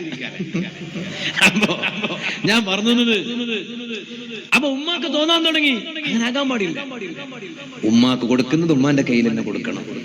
ഒരിക്കലും ഉമ്മാക്ക് തോന്നാൻ പാടില്ല കല്യാണം കഴിഞ്ഞ ശേഷം ഓനൊരു പെങ്കൂസനായിനും തോന്നാൻ പാടില്ല മോനെ കുറിച്ച്. എപ്പോഴും ഭാര്യന്റെ വർത്താനം കേട്ടിട്ട് നടക്കുന്നവനാണ് തോന്നാൻ പാടില്ല. എന്നാൽ ഇതുപോലെ ഉമ്മമാരോട് ഞാൻ പറയാണ്, നിങ്ങളെ മകനും മകന്റെ ഭാര്യയ്ക്ക് ഒരു സ്വാതന്ത്ര്യം കൊടുക്കണം കേട്ടോ. അതും കൂടി പറയാം. ചില ഉമ്മമാരുണ്ട്, ഇവർ രണ്ടാൾ പോകുമ്പോ എപ്പോ എവിടേക്ക് പോണെങ്കിലും ഉമ്മ വേണം. ഉമ്മ ഇല്ലാതെ പോകാൻ പാടില്ല. ഉമ്മാന്റെ ഡിമാൻഡാണ്. നാണില്ലാണ്ട് അവളുടെ ഓർമ്മൊത്ത കുട്ടിയെ പോത്തിറ. സുബ്ഹാനല്ലാഹ്, പടച്ച റബ്ബേ എന്താ ചെയ്യപ്പോ? ഇവക്ക് രണ്ടാക്ക് ഒന്ന് ദൂരെ ഒന്ന് പോയി കറങ്ങി വരാൻ വലിയ ആഗ്രഹമുണ്ട്. ആർക്ക്? ഭർത്താവിനും ഭാര്യയ്ക്ക് ഒന്ന് കറങ്ങാൻ പോവല്ലേ? നിങ്ങളൊന്നും ഭാര്യമാരെ യാത്ര കൊണ്ടുപോകാറില്ലേ? കൊണ്ടോണം. അല്ലാഹു തആല തൗഫീഖ് ചെയ്യട്ടെ. ഇല്ല, ആമീൻ പറയുന്ന കാണാൻ ഭാഗ്യം തരട്ടെ. എന്താപ്പ അതിന്റെ ഒക്കെ രസം? സത്യം പറഞ്ഞാൽ എനിക്ക് ബെൽച്ചി അവസാനം ഭാര്യന്റെ അഞ്ചനക്ക് കൊടുക്കുന്നേ, ജ്യേഷ്ഠന് കൊടുക്കുന്നേ, ഓനക്ക് എന്താ സങ്കടമ പോയി നയിക്കാന്? ഭാര്യ ഇതെടുത്തിട്ട് കൊടുക്കുന്ന ആർക്ക് കൊടുക്കുന്നേ? ഭാര്യന്റെ അഞ്ചന് കൊടുക്കും, ജ്യേഷ്ഠന് കൊടുക്കും. ഓൻ പോയി ജോലി ചെയ്തിട്ട് ഓൻ ഉണ്ടാക്കണ്ടേ? അത് ഭർത്താവിനടുത്ത് വാങ്ങി കൊടുക്കണ്ട. അതേ സമയത്ത് രോഗിയായി കിടക്കുകയാണ്, അപ്പൊ ചിലപ്പോ ജ്യേഷ്ഠനക്ക് കൊടുക്കേണ്ടി വരും. അത് ഭർത്താവ് എന്ന് വാങ്ങിയിട്ട് ചിലപ്പോ കൊടുക്കുന്നതിന് വിരോധമൊന്നുമില്ല, അത് നല്ല കാര്യം തന്നെയാണ്. പക്ഷേ ഭാര്യന്റെ അനുജനോ ജ്യേഷ്ഠനോ നടുവൊന്നും വകുന്നേയില്ല പണിക്ക് പോവാന്. പിന്നെ ഓൻ പൊരലെന്നെ ഇങ്ങനെ കുത്തിരിക്കുന്നു. ഓനക്ക് നല്ല ഗട്ടിന്റെ ഒരു അളിയാങ്കനെ കിട്ടി, ഗട്ടിന്റെ ഒരു അളിയങ്കനെ കിട്ടി. അളിയൻ കിടക്കിടക്ക് കൊടുക്കുന്നു. അങ്ങനെ കൂടുതൽ അളിയന്മാർക്ക് കൊടുക്കണ്ട, കൊടുത്തിട്ട് ഓരോ ഭാവി നഷ്ടപ്പെടുത്തണ്ട. ഏത് കാലം വരെ കൊടുക്കും നിങ്ങൾ അളിയാക്കന്മാര്? ഏത് കാലം വരെ കൊടുക്കും? കുറച്ചു കാലം കൊടുക്കും. എക്കാലത്തും കൊടുക്കാൻ പറ്റുമോ? കൊടുക്കാൻ പറ്റൂല. നമ്മളെ കയ്യിൽ ഉള്ളപ്പ് കൊടുക്കും, പിന്നീട് എന്ത് ചെയ്യും? അപ്പൊ അതുകൊണ്ട് ഇയാൾ പറഞ്ഞ് എന്റെ ഭാര്യ എന്റെ പൈസ ഒന്നും നഷ്ടപ്പെട്ടു പോകാതിരിക്കാൻ വേണ്ടി കഴിവിന്റെ പരമാവധി ശ്രദ്ധിക്കും. ഇയാൾ പറയാം. ഇനി അഥവാ ഓൾക്ക് നെഞ്ഞുവേദന തുടങ്ങിയാല്, വല്ലാതെ വേദന ഉണ്ടെങ്കിൽ ഓൾ പറയും നമുക്കൊന്ന് ഡോക്ടറെ അടുത്തേക്ക് പോവാന്ന് പറയും. എന്നിട്ടോ അങ്ങനെ ഞാൻ ഓളെ കാസർഗോട്ടേക്ക് കൂട്ടിക്കൊണ്ടു. അവിടെ എത്തുമ്പോഴേക്ക് ഓൾ പറയും ഇപ്പൊ വേദന കുറഞ്ഞിന്. ഇപ്പൊ വേദന കുറഞ്ഞിന്. ഇനിയിപ്പൊ നിങ്ങൾ വെറുതെ പൈസ ഒന്നും വെടക്കാക്കണ്ട, ഹോസ്പിറ്റലിൽ കൊടുത്തിട്ട് മരുന്നെല്ലാം വാങ്ങിയിട്ട് പൈസ വെടക്കാക്കണ്ട. ഏതായാലും ഞങ്ങൾ വന്നല്ലേ, ഞമ്മ ഒരു ഐസ്ക്രീം എല്ലാം തിന്നിട്ട് പോവാ. ഭാര്യ പറയാണ് ഇയാളോട്, ഏതായാലും ഞങ്ങൾ വന്നല്ലേ, ഇപ്പൊ ഞമ്മ ഒരു ഐസ്ക്രീം എല്ലാം തിന്നിട്ട് പോവാ. അപ്പൊ ഞാൻ ഇയാളോട് പറഞ്ഞ് ഇത് സംഭവം നിങ്ങളാള് ശരിയില്ലാത്തതുകൊണ്ടാ. കാരണം തിന്നാൻ വേണ്ടി പറഞ്ഞാൽ നിങ്ങൾ ഓളെ കൊണ്ടുപോകൂല എന്ന് ഉറപ്പാണ്. അതുകൊണ്ടാണ് നെഞ്ഞുവേദന എന്ന് പറഞ്ഞിട്ട് നിങ്ങളോട് കളവ് പറയേണ്ടി വന്നത്. അല്ലാതെ എപ്പം നോക്കിയാലും പൊരന്ന് നെഞ്ഞുവേദന തുടങ്ങും, ഹോസ്പിറ്റലിന്റെ അടുത്തേക്ക് എത്തുമ്പോഴേക്ക് നെഞ്ഞുവേദന മാറണമെങ്കിൽ എന്താ അത്? നിങ്ങളൊന്നാലും എപ്പോഴും ഒരുക്കൊക്ക് എപ്പോഴും അങ്ങനെ ആകുമ്പോ. അപ്പൊ ഞാൻ പറഞ്ഞത് അത് ഭർത്താവിന്റെ കുഴപ്പമാണ്. ഭർത്താവ് ഭാര്യക്ക് വേണ്ടത് വാങ്ങിക്കൊടുക്കാതിരിക്കുമ്പോ ചിലപ്പോ ഭാര്യ പല കളവും പറയും. ചില ഭർത്താക്കന്മാരുണ്ട്, എല്ലാം കൂടി പറയാൻ നേരമില്ല, ഞാൻ വേല പറഞ്ഞ് വേഗം നിർത്താൻ 11 മണിക്ക് ഞാൻ എന്റെ വേല അവസാനിപ്പിക്കും, 10:30 മണി, അരമണിക്കൂർ മാത്രം ക്ഷമിച്ചിരുന്നാൽ മതി. അപ്പോ ചില ഭർത്താക്കന്മാർക്ക് ഒരു സ്വഭാവം ഉണ്ട്, ഭാര്യനെ ഓളെ വീട്ടിലേക്ക് പോകാൻ വിടുന്നേ ഇല്ല. പണ്ട് മക്കൾക്കെല്ലാം ഒരു സൂക്കം ഉണ്ടായിരുന്നു, ഇവിടെ ഉണ്ടെന്ന് എനിക്കറിയില്ല. കുട്ടികൾക്കെല്ലാം ഒരു സൂക്കം എന്താണെന്നറിയോ? ഉമ്മ ഒപ്പല്ലോ കുട്ടികളെ എവിടേക്കെങ്കിലും കൊണ്ടുപോയാല്, സ്കൂളിൽ ലീവായാലും സ്കൂളിൽ ഒരു പ്രോസ്പെക്ടസ് ഒരു നോട്ട് എഴുതാണ്ട് എന്തുകൊണ്ട് ലീവായി. അപ്പൊ എഴുതി വെച്ചിന് എന്തറിയോ? ഗ്രാൻഡ് മദർ മരിച്ചു, ഉമ്മാമ്മ മരിച്ചിട്ട് എല്ലും ഉള്ളു കുമ്പലായി പോയിനെ. പക്ഷെ എപ്പോഴാ മരിച്ച ഉമ്മാമ്മന്റെ മരണം ഇപ്പൊ ഞാൻ പോയി ഒരു കറങ്ങിട്ടെല്ലാം വന്നത്, ഒരാഴ്ച പുറത്ത് പോയിട്ട്. അപ്പൊ സ്കൂളിൽ ഇപ്പൊ നോട്ടിൽ എഴുതാണല്ലോ എന്തുകൊണ്ട് ലീവായാൻ. അപ്പൊ കുട്ടിക്ക് തോന്നി ഇതാര് എഴുതിപ്പിക്കുന്ന, ഉമ്മ എഴുതിപ്പിക്കുന്നത്. ഇങ്ങനെ എഴുതി, ഉമ്മാമ്മ ഗ്രാൻഡ് മദറിന്റെ മരിച്ചിന്, അല്ലെങ്കിൽ എന്റെ ഉപ്പാപ്പ മരിച്ചെന്ന് അറിഞ്ഞിട്ട് എഴുതും. ചിലപ്പോ ഉപ്പാപ്പ ജീവിച്ചിരിപ്പുണ്ടാവും, സ്കൂളുകാർ വന്ന് നോക്കാനല്ലേ ഉപ്പാപ്പ ജീവിച്ചിരിപ്പുണ്ടായില്ലേ. അപ്പൊ ഈ കുട്ടി എന്ന് മനസ്സിലാക്കി അപ്പ അല്ലറ ചില്ലറ ഉപ്പാപ്പാനെല്ലാം കൊന്നെങ്കിൽ കുഴപ്പമൊന്നുമില്ല, മരിച്ചെങ്കിൽ കുഴപ്പമൊന്നുമില്ല, കള്ളം പറഞ്ഞാൽ കുഴപ്പമൊന്നുമില്ല. ഉമ്മന്നെ ന്യായം പറഞ്ഞു കൊടുക്കുകയാണ് ഈ പുസ്തകത്തിൽ എഴുതാൻ. ഒരിക്കൽ ഓൻ നേരം വൈകിട്ട് വീട്ടിലേക്ക് വന്നു. ഉമ്മ ചോദിച്ചു എവിടുന്നാണ് ഇത്ര ലേറ്റായി വന്നത്? അപ്പൊ പറഞ്ഞ് എന്തേ ഇന്ന് സ്പെഷ്യൽ ക്ലാസ് ഉണ്ടായിരുന്നു. സ്പെഷ്യൽ ക്ലാസ്സും ഇല്ല, മണ്ണൻ ക്ലാസ്സും ഇല്ല, വെറുതെ പറഞ്ഞതാ. ഓൻ എന്താക്കിയതാണ്, ഓ അങ്ങാടിലെല്ലാം കറങ്ങിയിട്ട് അവിടെ എല്ലാം പോയിട്ട്, പോകാൻ പാടില്ലാത്ത സ്ഥലത്തെല്ലാം പോയിട്ട് വന്നതാ. പക്ഷേ ഓ ഉമ്മാന്റെ അടുത്ത് വന്ന് കളവ് പറഞ്ഞു. എന്താ കാരണം? ഉമ്മ ഓനോട് സ്കൂളിന്റെ ടീച്ചർമാരോട് കളവ് പറയാൻ പഠിപ്പിച്ച, അങ്ങോട്ട് പഠിപ്പിച്ചപ്പോ ഉമ്മാനോട് ഇങ്ങോട്ട്. അതിനാണ് തിരിച്ചടി എന്ന് പറയാ, അതിനാണ് റിയാക്ഷൻ എന്ന് പറയാ. ഞാൻ പറഞ്ഞത് ഒരിക്കലും അത് പാടില്ല. പുരുഷന്മാരെ ഭാര്യനെ അവളുടെ വീട്ടിലേക്ക് പോകാൻ സമ്മതം ചോദിക്കുമ്പോ നിങ്ങൾക്ക് കൂടെ പോകാൻ കഴിയുന്നുവോ? ഏറ്റവും നല്ലത് നിങ്ങൾ അവളെ കൂടെ അവളെ വീട്ടിലേക്ക് പോകണം. ഇനി നിങ്ങൾക്ക് അന്ന് പോകാൻ തിരക്കൊണ്ട് ഒരിക്കലും കഴിയില്ല. എന്നാൽ നിങ്ങളുടെ അനുജന്റെ കൂടെ അയക്കണ്ട, കടുത്ത ഹറാമാണ്. ജ്യേഷ്ഠന്റെ കൂടെ അയക്കണ്ട, കടുത്ത ഹറാമാണ് കേട്ടോ. നിങ്ങളെ ബാപ്പാന്റെയും ഉമ്മാന്റെയും കൂടെ അയക്കുക.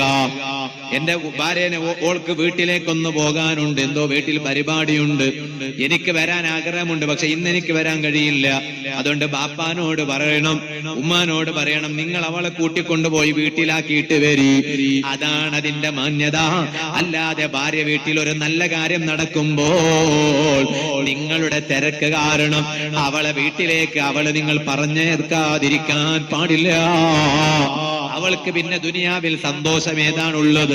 നമ്മുടെ വീട്ടിൽ അവൾ ചെയ്യുന്ന ഖിദ്മത്ത് മാത്രമാണോ? അടുക്കളയിൽ എടുക്കുന്ന പണികൾ മാത്രമാണോ? നമ്മുടെ വീട് വൃത്തിയാക്കൽ മാത്രമാണോ? നമുക്ക് ഭക്ഷണം ഉണ്ടാക്കി തരൽ മാത്രമാണോ? നമ്മുടെ കുട്ടികളെ നോക്കൽ മാത്രമാണോ? നമ്മുടെ കുട്ടികളെ സ്കൂളിലേക്ക് പറഞ്ഞേക്കൽ മാത്രമാണോ? അവരുടെ ജീവിതത്തിലും ഒരു സന്തോഷം വേണ്ടേ? ഇരിക്കട്ടെ, ഞാൻ പറഞ്ഞു വന്നത്, സുഹൃത്തുക്കളെ, നമ്മൾ നല്ലവരായി ജീവിച്ച് നല്ലവരായി മരിക്കാൻ നോക്കണം. ഞാൻ പറഞ്ഞ വിഷയം മറന്നോ എന്ന് എനിക്കറിയില്ല. നിങ്ങൾ ഒരിക്കലും മറക്കാൻ പാടില്ല. ചെറുപ്പക്കാരെ, അള്ള തന്ന ആയുസ് നിസ്കരിക്കാൻ ചെലവഴിക്കണം. കല്യാണത്തിന്റെ പേരിൽ ഒരൊറ്റ അനാചാരത്തിന്റെ പിന്നാലെയും പോകാൻ പാടില്ല. ആർഭാടങ്ങളുടെ പിന്നാലെ പോകാൻ പാടില്ല. അനാശാസ്യ പ്രവർത്തനങ്ങളുടെ പിന്നാലെ പോകാൻ പാടില്ല. കല്യാണത്തിന്റെ അനാചാരത്തെ കുറിച്ച് ഞാൻ എന്റെ പല വാതിലും പറഞ്ഞതുകൊണ്ട്, ഈ അടുത്ത് തന്നെ നടന്ന പല ഉറൂസിന്റെ വാതിൽ ഞാൻ പറഞ്ഞതുകൊണ്ട്, ഇപ്പോൾ അതൊരു ആവർത്തന വിരസതമായി പോകുമെന്ന് കരുതിയിട്ട് ഞാനിപ്പോൾ അതിലേക്ക് കടക്കുന്നില്ല. നിസ്കാരത്തെ കുറിച്ച് മഹാന്മാർ എന്താ പറഞ്ഞത്? അസ്വലാത്തു ഖിദ്മത്തുല്ലാഹി ഫിൽ അർളി. നിസ്കാരം എന്ന് പറഞ്ഞാൽ ഭൂമിയിൽ അല്ലാഹ്ക്ക് നമ്മൾ ചെയ്യുന്ന ഖിദ്മത്താണത്. ഭൂമിക്ക് അല്ലാഹു തആല ഭൂമിയിലെ അല്ലാഹ്ക്ക് നമ്മളത് ചെയ്യുന്ന ഖിദ്മത്താണ്. ആ നിസ്കാരത്തിലുള്ള ഓരോ ചെയ്തികൾക്ക് പകരം നമുക്ക് വലിയ ദറജ റബ്ബിന്റെ കോടതിയിൽ കിട്ടാനുണ്ട്. എന്തിനേറെ പറയണം, ആ നിസ്കാരത്തിന് പരിപൂർണതയുണ്ട്, ന്യൂനതയുണ്ട്. ഫമൻ സ്വല്ല വലം യർഫഅ യദൈഹി ഫഹിയ ഖിദാഅ്. നിസ്കരിക്കുമ്പോൾ കൈ ഉയർത്തേണ്ടുന്ന സ്ഥലമുണ്ട്. തക്ബീറത്തുൽ ഇഹ്റാം, അല്ലാഹു അക്ബർ എന്ന് ചൊല്ലിയാ മതി. കൈ പൊക്കണമെന്നില്ല, കൈ കെട്ടണമെന്നില്ല. അല്ലാഹു അക്ബർ, അതാണ് ഫർള്. പക്ഷേ കയ്യങ്ങ് പൊക്കിയിട്ട് കൈകെട്ടൽ സുന്നത്താണ്. അതെ, കയ്യങ്ങ് പൊക്കൽ ഉയർത്തൽ സുന്നത്താണ്. ഇതുപോലെ ഫാത്തിഹ കഴിഞ്ഞ് സൂറത്ത് കഴിഞ്ഞ് റുക്കൂയിലേക്ക് പോകുമ്പോഴോ നേരെ കയ്യങ്ങ് അഴിച്ചു വിട്ട് റുക്കൂയിലേക്ക് പോയാൽ മതി. അപ്പോഴും അതാ കയ്യങ്ങ് ഉയർത്തിയിട്ട് റുക്കൂയിലേക്ക് പോകൽ സുന്നത്താണ്. ഇതുപോലെ റുക്കൂ കഴിഞ്ഞാലോ എഴുത്തിദാലിലേക്ക് എണീറ്റ് നിൽക്കുമ്പോ കൈ ഉയർത്തേണ്ടുന്ന ആവശ്യമില്ല. അപ്പോഴും കൈയങ്ങ് ഉയർത്തേണ്ടുന്നത് സുന്നത്താണ്. ആ കൈ ഉയർത്തുക എന്ന ഒരു ചെറിയ കാര്യം എന്ന് പറഞ്ഞാൽ പ്രതിഫലത്തിൽ അത് വലിയ കാര്യമാണ്. പക്ഷേ നമ്മുടെ കാഴ്ചയിലും നമ്മുടെ നോട്ടത്തിലും അതൊരു ചെറിയ കാര്യമാണെങ്കിൽ ആ കൈ ഉയർത്താതെ നിസ്കരിച്ചാൽ ആ നിസ്കാരം ഒരു കുറവുള്ള നിസ്കാരമാണ് കേട്ടോ, പരിപൂർണമായ നിസ്കാരമല്ല. എന്തേ കാരണമെന്നറിയോ? ഇന്ന ബികുല്ലി ഇശാറത്തിൻ ദറജതൻ വഹസന. നിസ്കാരത്തിൽ നിങ്ങൾ ചെയ്യുന്ന ഓരോ സൂചനകൾക്ക് പോലും അതിന് പകരം ആഖിറത്തിൽ നിങ്ങൾക്ക് വലിയ പദവിയുണ്ട് കേട്ടോ. ഞാനൊരു ചെറിയ സൂചന പറയാം. അത്തഹിയാത്തിൽ ഇരിക്കുകയാണ്. ആ അത്തഹിയാത്തിൽ അതെ നിസ്കരിക്കുമ്പോൾ എങ്ങോട്ടേക്കാണ് നോക്കേണ്ടത്? അതാ ഒറ്റ സ്ഥലത്തേക്കാണ് നിസ്കാരത്തിൽ നോക്കേണ്ടത്. അത് ഏത് സ്ഥലത്തേക്കാണ്? സുജൂദിന്റെ സ്ഥലത്തേക്കാണ്. അത് നൃത്തത്തിലും അങ്ങനെ തന്നെ, റുക്കൂഇലും അങ്ങനെ തന്നെ, സുജൂദിലും അങ്ങനെ തന്നെ, ഇഴ്തിദാലിലും അങ്ങനെ തന്നെ. ഇതാണ് പ്രബലമായ അഭിപ്രായം. മറ്റു പല അഭിപ്രായം പണ്ഡിതന്മാര് പറഞ്ഞിട്ടുണ്ടെങ്കിലും പ്രബലമായ അഭിപ്രായം നിസ്കാരം ഫുള്ളായിട്ട് നോക്കേണ്ടുന്നത് സുജൂദിന്റെ ഒറ്റ സ്ഥലത്തേക്കാണ് കേട്ടോ. ഒറ്റ സമയം മാത്രമേ ആ സുജൂദിന്റെ സ്ഥലത്തേക്കുള്ള നോട്ടത്തെ തെറ്റിച്ച് മറ്റൊരു സ്ഥലത്തേക്ക് നോക്കേണ്ടത്. അതെപ്പോഴാണ്? അത്തഹിയാത്തിൽ ഇരിക്കുന്ന സമയത്ത് അഷ്ഹദു അല്ലാ ഇലാഹ ഇല്ലല്ലാഹ് എന്ന് പറയുമ്പോ ഈ മുസബ്ബിഹ വിരല്, ഈ വിരല്, ചൂണ്ടുവിരല്, ഈ വിരളങ്ങ് പൊക്കിയപ്പോൾ പിന്നെ അത്തഹിയാത്ത് കഴിയുന്നത് വരെ, സലാം വീട്ടുന്നത് വരെ ആ ഇശാറത്ത് ചെയ്തതിലേക്കാണ് നോക്കേണ്ടത്. അവിടെ നിങ്ങൾ നോക്ക്, ഇല്ലല്ലാ എന്ന് പറയുമ്പോ കൈ എങ്ങനെ സൂചിപ്പിച്ചു പോയി. ആ സൂചിപ്പിച്ചതിന് പകരമായിട്ട് പോലും റബ്ബിന്റെ കോടതിയിൽ വലിയ ദറജയുണ്ട് കേട്ടോ. അങ്ങനെയാണെങ്കിൽ നിങ്ങളൊന്ന് ആലോചിച്ചു നോക്ക്. ആ നിസ്കാരം ആരംഭിച്ചത് മുതൽ നിസ്കാരം അവസാനിക്കുന്നത് വരെ അതിന് പകരം നമ്മൾ ചെയ്ത നന്മകൾക്ക് പകരം കിട്ടാൻ പോകുന്ന പ്രതിഫലം ചെറുതല്ലല്ലോ. ഇത് സർവ ചെറുപ്പക്കാർ മനസ്സിലാക്കേണ്ടതുണ്ട്, സർവ സഹോദരങ്ങൾ മനസ്സിലാക്കേണ്ടതുണ്ട്. അതിന് നല്ല ക്ഷമ വേണം, നല്ല ക്ഷമ വേണം. ഏത് ഇബാദത്ത് ചെയ്യാനും നല്ല ക്ഷമ വേണം, എല്ലാറ്റിനും നല്ല ക്ഷമ വേണം. താടിരോമങ്ങൾ ഒരൽപ്പം നരച്ചു പോയാൽ, താടിരോമം ഒരൽപ്പം നരച്ചു പോയാൽ അതിനും നല്ല ക്ഷമ വേണം. എന്റെ അടുത്ത് പിന്നെ ഒരാൾ ഇരുന്നിട്ട് തൊട്ടടുത്ത് ഇരുന്നിട്ട് എന്നോട് പറഞ്ഞു, അതേ നിരക്കാൻ തുടങ്ങിയല്ലോ. അതേ നിരക്കാൻ തുടങ്ങും. എന്നും തന്നെയാണോ? അന്ന് നിങ്ങളെ നാട്ടിലേക്ക് വന്ന നൗഫൽ സഖാഫി തന്നെ ഇന്നും ആകണം? അങ്ങനെ പറ്റുമോ? പറ്റൂല. നിരക്കാൻ തുടങ്ങും. വയസ്സ് കൂടുന്തോറും നിരക്കും. പക്ഷെ അതല്ല ബേജാറ്. ബേജാറേതാണ്? നരച്ചാലും എനിക്ക് നരൊന്നും ബാധിച്ചിട്ടില്ല എന്ന് കരുതിയിട്ട് ആ നര കാണിക്കാത്തതുപോലെ നടിക്കുന്ന ചില ആളുകളുണ്ട്. അതിനാണ് നിങ്ങൾക്കൊക്കെ മനസ്സിലാകണ രൂപത്തിൽ പറയണമെങ്കിൽ പറയട്ടെ. ആ നരച്ച താടിരോമങ്ങൾക്കും തലമുടിക്കും അതാ ഡൈയിടുന്ന സ്വഭാവം, അത് കറുപ്പിക്കുന്ന സ്വഭാവം. എന്നിട്ട് പറയാണ്, ഉസ്താദ് ഇപ്പൊ ഒരു മൈലാഞ്ചി വന്നിട്ടുണ്ട്, കറുപ്പിക്കണതാണ്. എന്ത് പണിയാണെങ്കിലും ശരി, കറുപ്പിക്കുന്നതാണോ? അത് കളറല്ലെങ്കിൽ പോലും, ഡൈ എന്ന പേരില്ലെങ്കിൽ പോലും, മൈലാഞ്ചി ആണെങ്കിൽ പോലും, ട്യൂബിലുള്ള മരുന്നാണെങ്കിൽ പോലും അത് ഇട്ടിട്ട് കറുക്കുന്നതാണോ? ചുകക്കുന്നതല്ലേ? കറുപ്പിക്കുന്നതാണോ? കടുത്ത ഹറാമ് തന്നെ. ഇത് നൗഫൽ സഖാഫിയുടെ ഫത്വയല്ല, അള്ളാന്റെ ദീനിന്റെ നിയമം മഹാന്മാരായ പണ്ഡിതന്മാരെ രേഖപ്പെടുത്തിയതാണ് കേട്ടോ. ഈ സ്ഥലത്തും താടിരോമങ്ങൾ ചുവപ്പിച്ചവരെ കാണാൻ കഴിയും. അത് നല്ലതാണ്. നരച്ച താടിരോമം ചുവപ്പിക്കുന്നതിന് വിരോധമല്ല എന്ന് മാത്രല്ല, ആ ചുവപ്പിക്കുന്നത് പുണ്യമാണ്, സുന്നത്താണ്.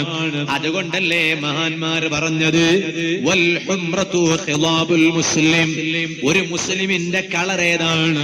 അത് ചുവപ്പാണ് എന്ന് പറഞ്ഞാൽ, അതേ മുഖത്തുള്ള താടിരോമങ്ങൾ നരച്ചാൽ, തലയിലെ മുടി നരച്ചാൽ നിങ്ങൾക്ക് മൈലാഞ്ചി ഇട്ടിട്ട് ചുവപ്പിച്ചേക്കാം. അത് നല്ലത് തന്നെയാണ്, അതിന് പ്രതിഫലമുണ്ട്. അത് ഫഇന്നഹു ദഅബു സ്വാലിഹീന, കിതാബിലൊക്കെ ഉള്ളത് അതാണ്. അത് മുൻഗാമികളായ സ്വാലിഹീങ്ങളുടെ പതിവ് അങ്ങനെയാണിരുന്നു. നരച്ച രോമങ്ങളെ അവർ മൈലാഞ്ചിയും അത് ഇട്ടിട്ട് ചുവപ്പിക്കാറുണ്ടായിരുന്നു. ഇത് പറഞ്ഞതിന് ശേഷം പണ്ഡിതന്മാര് പറയാണ്, എന്നാൽ അറിയോ, വസ്സവാദു ഖിലാബുൽ കാഫിർ, താടി രോമങ്ങളെ കറുപ്പിക്കുക എന്നത് അവിശ്വാസികളുടെ സ്വഭാവമാണ് കേട്ടോ. ഈമാനുള്ള മനുഷ്യൻ അവിശ്വാസിയായാൽ പറ്റുമോ? പിന്നെ തലയിൽ തൊപ്പി വെക്കുന്നതിന് എന്തർത്ഥമാണ്? താടി രോമങ്ങളെ കറുപ്പിച്ചിട്ട് തലയിലെ മുടി കറുപ്പിച്ചിട്ട് പള്ളിയിൽ വന്ന് ജമാഅത്തായി നിസ്കരിക്കുന്നതിന് എന്ത് അർത്ഥമാണ് ബാപ്പമാരെ? കയ്യിലെ മുസാഫ് പിടിച്ചിട്ട് പരിശുദ്ധ ഖുർആനെ പാരായണം ചെയ്യുന്നതിന് എന്ത് അർത്ഥം ബാപ്പമാരെ? അതുകൊണ്ടല്ലേ നിങ്ങളൊന്ന് ആലോചിച്ചു നോക്ക്. സയ്യിദുനാ ഇബ്നു ഉമർ റളിയല്ലാഹു അൻഹു മഹാനവരികൾ ഒരു ദിവസം അതാ ഇബ്നു അംർ തങ്ങളുടെ അരികിലേക്ക് വരികയാണ്. വന്നു നോക്കുമ്പോ ഇബ്നു അംർ തങ്ങളുടെ മുഖമൊക്കെ താടി രോമങ്ങളൊക്കെ കറുത്തിട്ടുണ്ട്. താടി രോമങ്ങൾ നരച്ചവരായിരുന്നു. ഇന്ന് വന്നു നോക്കുമ്പോൾ താടി രോമങ്ങൾ കറുത്തിട്ടുണ്ട്. വന്ന ഉടനെ അസ്സലാമു അലൈക്കും അയ്യോ അശ്വൈബ് സലാം പറഞ്ഞു. ഇബ്നു ഉമർ റളിയല്ലാഹു അൻഹു ഇബ്നു അംർ തങ്ങളെ വിളിച്ചിട്ട് സലാം പറയുകയാണ്. അപ്പൊ ചോദിച്ചു, അമാ തഅരിഫുനി, നിങ്ങൾക്ക് എന്റെ പേരറിയാലോ, പിന്നെന്തിനാ അങ്ങനെ വിളിച്ചത്? അപ്പൊ ഇബ്നു അംർ തങ്ങളോട് അതേ ഇബ്നു ഉമർ റളിയല്ലാഹു അൻഹു ചോദിക്കുകയാണ്, അഅരിഫുക ശൈഖാ, നിങ്ങളെ എനിക്ക് മനസ്സിലായിരുന്നത് ഒരു പ്രായമുള്ള ആളായിട്ടാണല്ലോ. അതേ സമയത്ത് വഅൻതൽ യൗമ ശാബ്, ഇന്ന് നിങ്ങൾ നോക്കുമ്പോ ചെറുപ്പക്കാരനെ പോലെ ആയിട്ടുണ്ടല്ലോ എന്ന് പറഞ്ഞാൽ അതിന്റെ അർത്ഥം എന്താണ്? നിങ്ങളുടെ അതേ നരച്ച രോമങ്ങളെ കറുപ്പിച്ചിട്ടുണ്ടല്ലോ, തലമുടി കറുപ്പിച്ചിട്ടുണ്ടല്ലോ. അപ്പോഴാണ് ഇബ്നു ഉമർ തങ്ങൾ ഈ വാക്ക് പറയുന്നത്. അതേ അൽ ഹുംറത്തു ഖിദാബുൽ മുസ്ലിം വസ്സവാദു ഖിദാബുൽ കാഫിർ. ഓ ഇബ്നു ഉമർ തങ്ങളെ, നരച്ചാൽ നരച്ച ഭാഗങ്ങൾ ചുവപ്പിക്കുന്നത് ഈമാനുള്ളവന്റെ പതിവാണ്, കറുപ്പിക്കുന്നതോ അവിശ്വാസിയുടെ ശൈലിയാണ് കേട്ടോ. നിങ്ങൾ ഒരിക്കലും അത്തരത്തിലുള്ള ആളാകാൻ പാടില്ല. ഇബ്നു ഉമർ റളിയല്ലാഹു അൻഹു ഇബ്നു അംർ തങ്ങളെ ഉപദേശിക്കുന്നു. അതിനൊക്കെ നല്ല ക്ഷമ വേണം. ഏതോ ഒരുത്തൻ ചില പെൺകുട്ടികൾ തുള്ളിച്ചാടുമ്പോഴേക്ക് മറ്റുള്ള പെൺകുട്ടികളൊക്കെ തുള്ളിച്ചാടുകയാണ്. സുബ്ഹാനല്ലാഹ്, പെൺകുട്ടികൾ നല്ല പെൺകുട്ടികളാകണം, അവർ നല്ല മാതൃകയുള്ള പെൺകുട്ടികളാകണം. ഞാൻ പറയട്ടെ, നമ്മുടെ പരിസരത്തൊക്കെ അൽഹംദുലില്ലാഹ് ശരീഅത്ത് കോളേജ് പഠിക്കുന്ന പെൺകുട്ടികളുള്ള സ്ഥാപനങ്ങൾ ഉള്ളതാണ്. നമ്മുടെ തൊട്ടടുത്ത് മർക്കസുൽ ഹുദ, അല്ലാഹു വലിയ ഉയരങ്ങളിലേക്ക് ഇനിയും എത്തിക്കട്ടെ. അവിടെയൊക്കെ ധാരാളം കുട്ടികൾ പഠിച്ചു, ഒരുപാട് കുട്ടികൾ പഠിച്ചിറങ്ങി. ഞാൻ പറഞ്ഞു വന്നത്, അത്തരത്തിലുള്ള സ്ഥാപനങ്ങളൊക്കെ കാലഘട്ടത്തിന്റെ ആവശ്യമാണ്. പെൺകുട്ടികൾക്ക് പഠിക്കാൻ വളരെ ആവശ്യമാണ്. നാളെ എവിടുന്നോ പറഞ്ഞു കേട്ടു, ഒരു പെൺകുട്ടി, നിങ്ങൾ ബാക്കിന്ന് ബക്കറ്റ് വെച്ച് എനിക്കറിയില്ല എവിടേക്കാണ് ബക്കറ്റ് നിർത്താനായി. ഓ ആയി, കാമണിക്കൂർ മാത്രം. നാളെയാ സമാപനം. ആയിക്കോട്ടെ, ഇത് സ്ത്രീകളെ ഭാഗത്തേക്കാണ്, പെണ്ണുങ്ങളെ ആയിക്കോട്ടെ. പെണ്ണുങ്ങളെ ഭാഗത്തേക്ക് സ്ത്രീകളെ ഭാഗത്തേക്ക് കവർ കൊടുത്തയക്കുന്നുണ്ട്. നാളെയാണ് നമ്മുടെ സമാപനം. ബഹുമാനപ്പെട്ട എണ്ണൂർ തങ്ങളവരുകളുടെ നേതൃത്വത്തിൽ നമ്മുടെ നാളത്തെ സമാപന സദസ്സ് നടക്കും.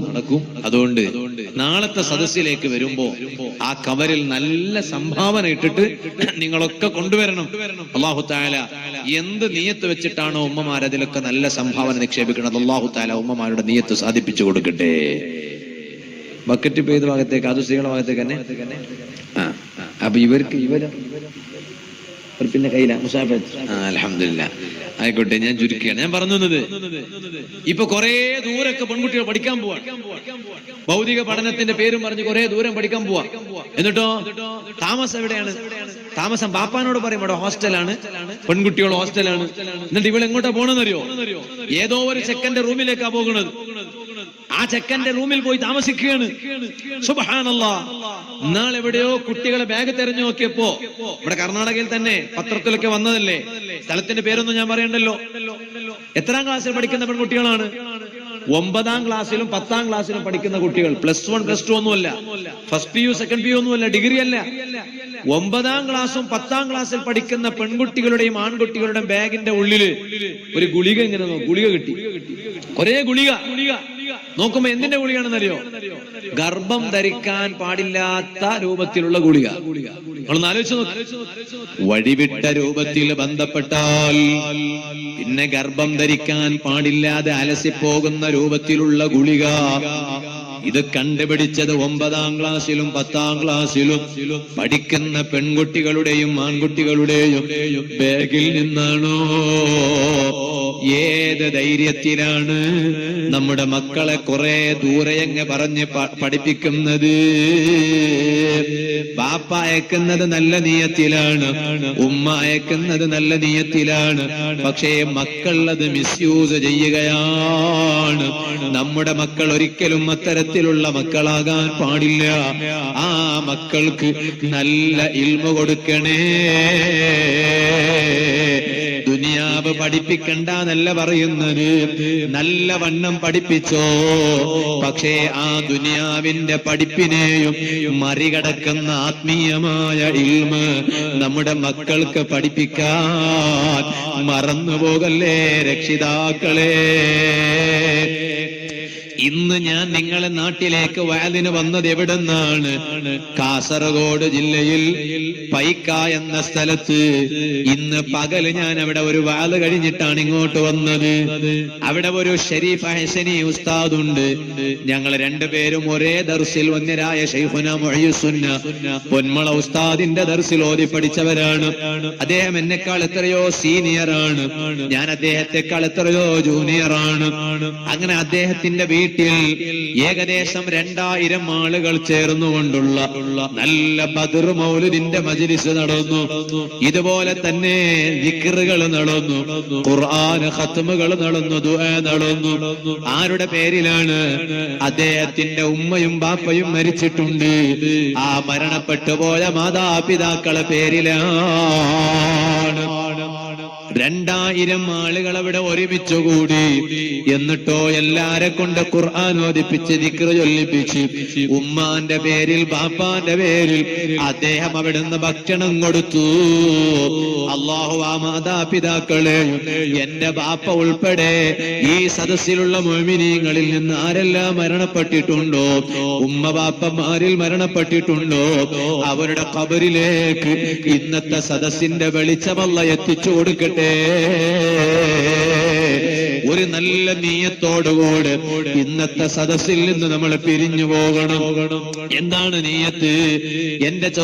എന്റെ മകനുണ്ടല്ലോ, അവൻ കുറെ തുള്ളിക്കളിച്ചിട്ട് കാര്യമില്ല, കുറെ ചാടിക്കളിച്ചിട്ട് കാര്യമില്ല.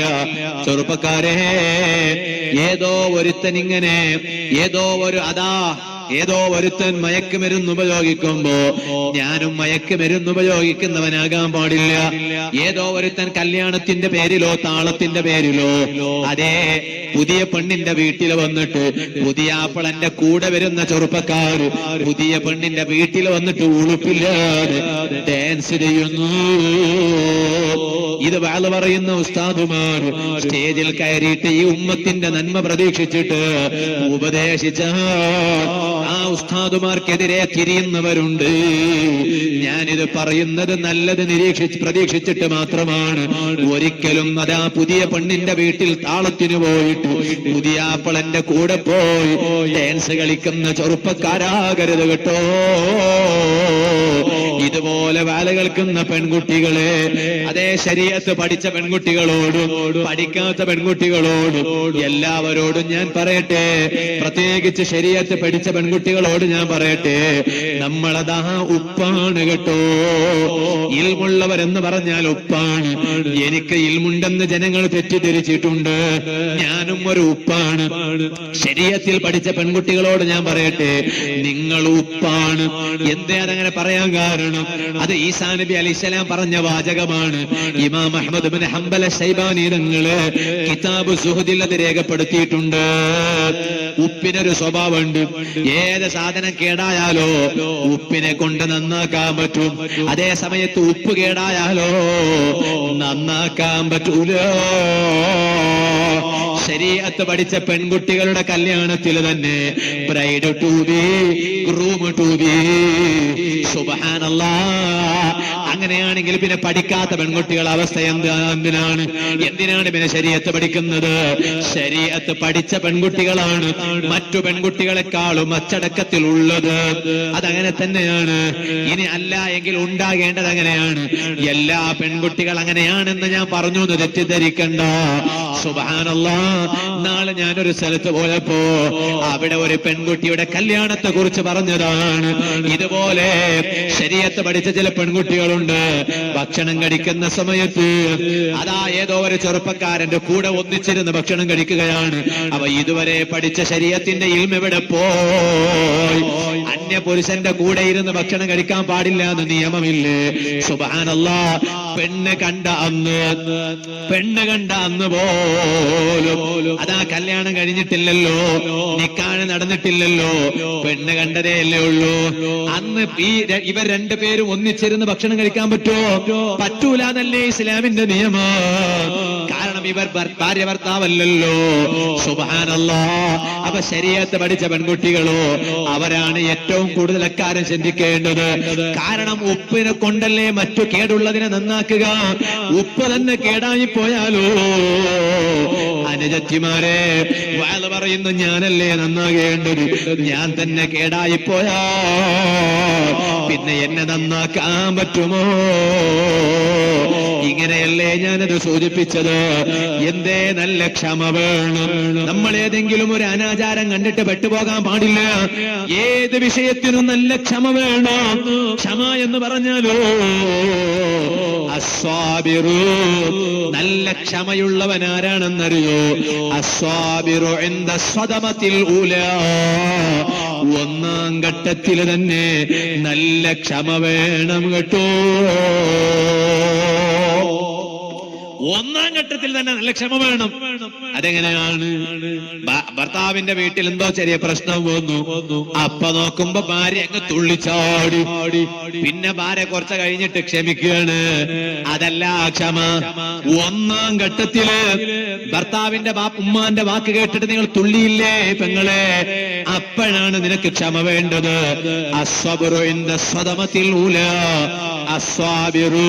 അസ്വാബിറു ഇൻദ സ്വദമത്തിൽ ഊലാ, ഏറ്റവും പരിപൂർണനായ ക്ഷമയുള്ളവനാരാണ്? അസ്വാബിറു ഇൻദ സ്വദമത്തിൽ ഊലാ, ഒന്നാം ഘട്ടത്തിൽ തന്നെ നല്ല ക്ഷമയുള്ളവനാണ് കേട്ടോ. അങ്ങനെ നല്ല ക്ഷമയുള്ളവരാകണം. ക്ഷമയുള്ളവർക്ക് മാത്രമേ ഇബാദത്തുകൾ വർദ്ധിപ്പിക്കാൻ കഴിയൂ. ക്ഷമയുള്ളവർക്ക് മാത്രമേ തെറ്റിൽ നിന്ന് മാറി നിൽക്കാൻ കഴിയൂ. അതുകൊണ്ടല്ലേ നബി സല്ലല്ലാഹു അലൈഹി വസല്ലം തങ്ങൾ പറഞ്ഞില്ലേ, വയുദ്ഖിലുല്ലാഹു സ്വാഹിബഹുന്നൽ ജന്നത ബിഗൈരി ഹിസാബ്, വിചാരണയില്ലാതെ നല്ലത് ചെയ്യാൻ ക്ഷമയുള്ള ആളുകൾക്ക്, തെറ്റിൽ നിന്ന് മാറി നിൽക്കാൻ ക്ഷമയുള്ള ജനങ്ങള്, ആ ജനങ്ങളെ വിചാരണയില്ലാതെ അല്ലാഹ് സ്വർഗത്തിലങ്ങ് പ്രവേശിപ്പിക്കും കേട്ടോ. ഇത് പഠിപ്പിച്ച നേതാവാണ് മുഹമ്മദുർ റസൂലുള്ളാഹി. പരിശുദ്ധ ഖുർആനിൽ അല്ലാഹ് പറഞ്ഞില്ലേ, വബശ്ശിരിസ് സാബിരീൻ, നല്ല ക്ഷമിക്കുന്ന ആളുകൾക്ക് സന്തോഷ വാർത്ത അറിയിക്കൂ നബിയേ. എങ്ങനെ ക്ഷമിക്കുന്ന ആളുകളാണ്? അല്ലദീന ഇദാ അസ്വാബത്തുഹും മുസീബ, അവർക്ക് ജീവിതത്തിൽ ഒരു പ്രയാസമുണ്ടായാൽ, ഒരു മുസീബത്തുണ്ടായാൽ, ഖാലൂ, അവരവിടുന്ന് പറയൂ, ഇന്നാ ലില്ലാഹി വ ഇന്നാ ഇലൈഹി റാജിഊൻ. ചില ആളുകളുണ്ട് എന്തെങ്കിലും ഒരു മുസീബത്ത് കേട്ട എന്നിങ്ങനെ പറയാണ്. അങ്ങനെ ഷാന്ന് പറയേണ്ടവരല്ലല്ലോ മുസ്ലിമീങ്ങള്. മുസ്ലിമീങ്ങൾക്കൊരു മുദ്രാവാക്യമില്ലേ?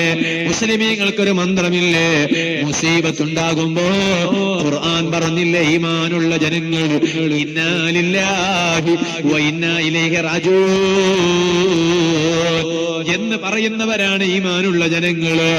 അങ്ങനെ ജീവിതത്തിൽ ക്ഷമിച്ചയാളുകൾ ചെറുപ്പക്കാരാ. തുള്ളിക്കളിക്കുന്നവൻ പലതുമുണ്ടാകൂ, വ്യഭിചാരികളായ ചെറുപ്പക്കാര് പലരുമുണ്ടാകൂ, ലതാ ചീട്ട് കളിക്കുന്ന ചെറുപ്പക്കാര് പലരുമുണ്ടാകൂ, ഇതുപോലെ തോന്നിവാസം ചെയ്യുന്ന ചെറുപ്പക്കാര് പലരുമുണ്ടാകൂ, ഇതുപോലെ വാല കേൾക്കുന്ന പെങ്ങള് അള്ള പൊരുത്തപ്പെടാത്ത വഴിയിലൂടെ സഞ്ചരിക്കുന്ന പെൺകുട്ടികൾ പലരും ഉണ്ടാവും. അതേ സമയത്ത് നമ്മൾ ആ സമയത്ത് പതറിപ്പോകണ്ട, വഴിതെറ്റിപ്പോകണ്ട. ക്ഷമയാകുന്ന ആയുധമുണ്ടല്ലോ, എപ്പോഴും നമ്മുടെ കൂടെ ഉണ്ടാകണം. അങ്ങനെ ക്ഷമിച്ച ഇസ്ലാമിൽ ഉറച്ചു നിൽക്കുന്ന ചെറുപ്പക്കാരൻ, അള്ളാന്റെ ദീനിന്റെ നിയമങ്ങളെ കാറ്റിൽ പറത്താതെ ആദർശത്തിൽ ഉറച്ചു നിൽക്കുന്ന പെങ്ങളുണ്ടോ? അരിക്കള പള്ളി പരിസരത്തിരുന്ന് എന്റെ വാല കേൾക്കുന്ന എന്റെ അനുജത്തിയുണ്ടോ? എന്റെ ചേട്ടത്തിയുണ്ടോ? അനുജന്മാരുണ്ടോ? ചേട്ടന്മാരുണ്ടോ? അത്തരക്കാരോട് ഖുർആൻ പറഞ്ഞത് കണ്ടോ?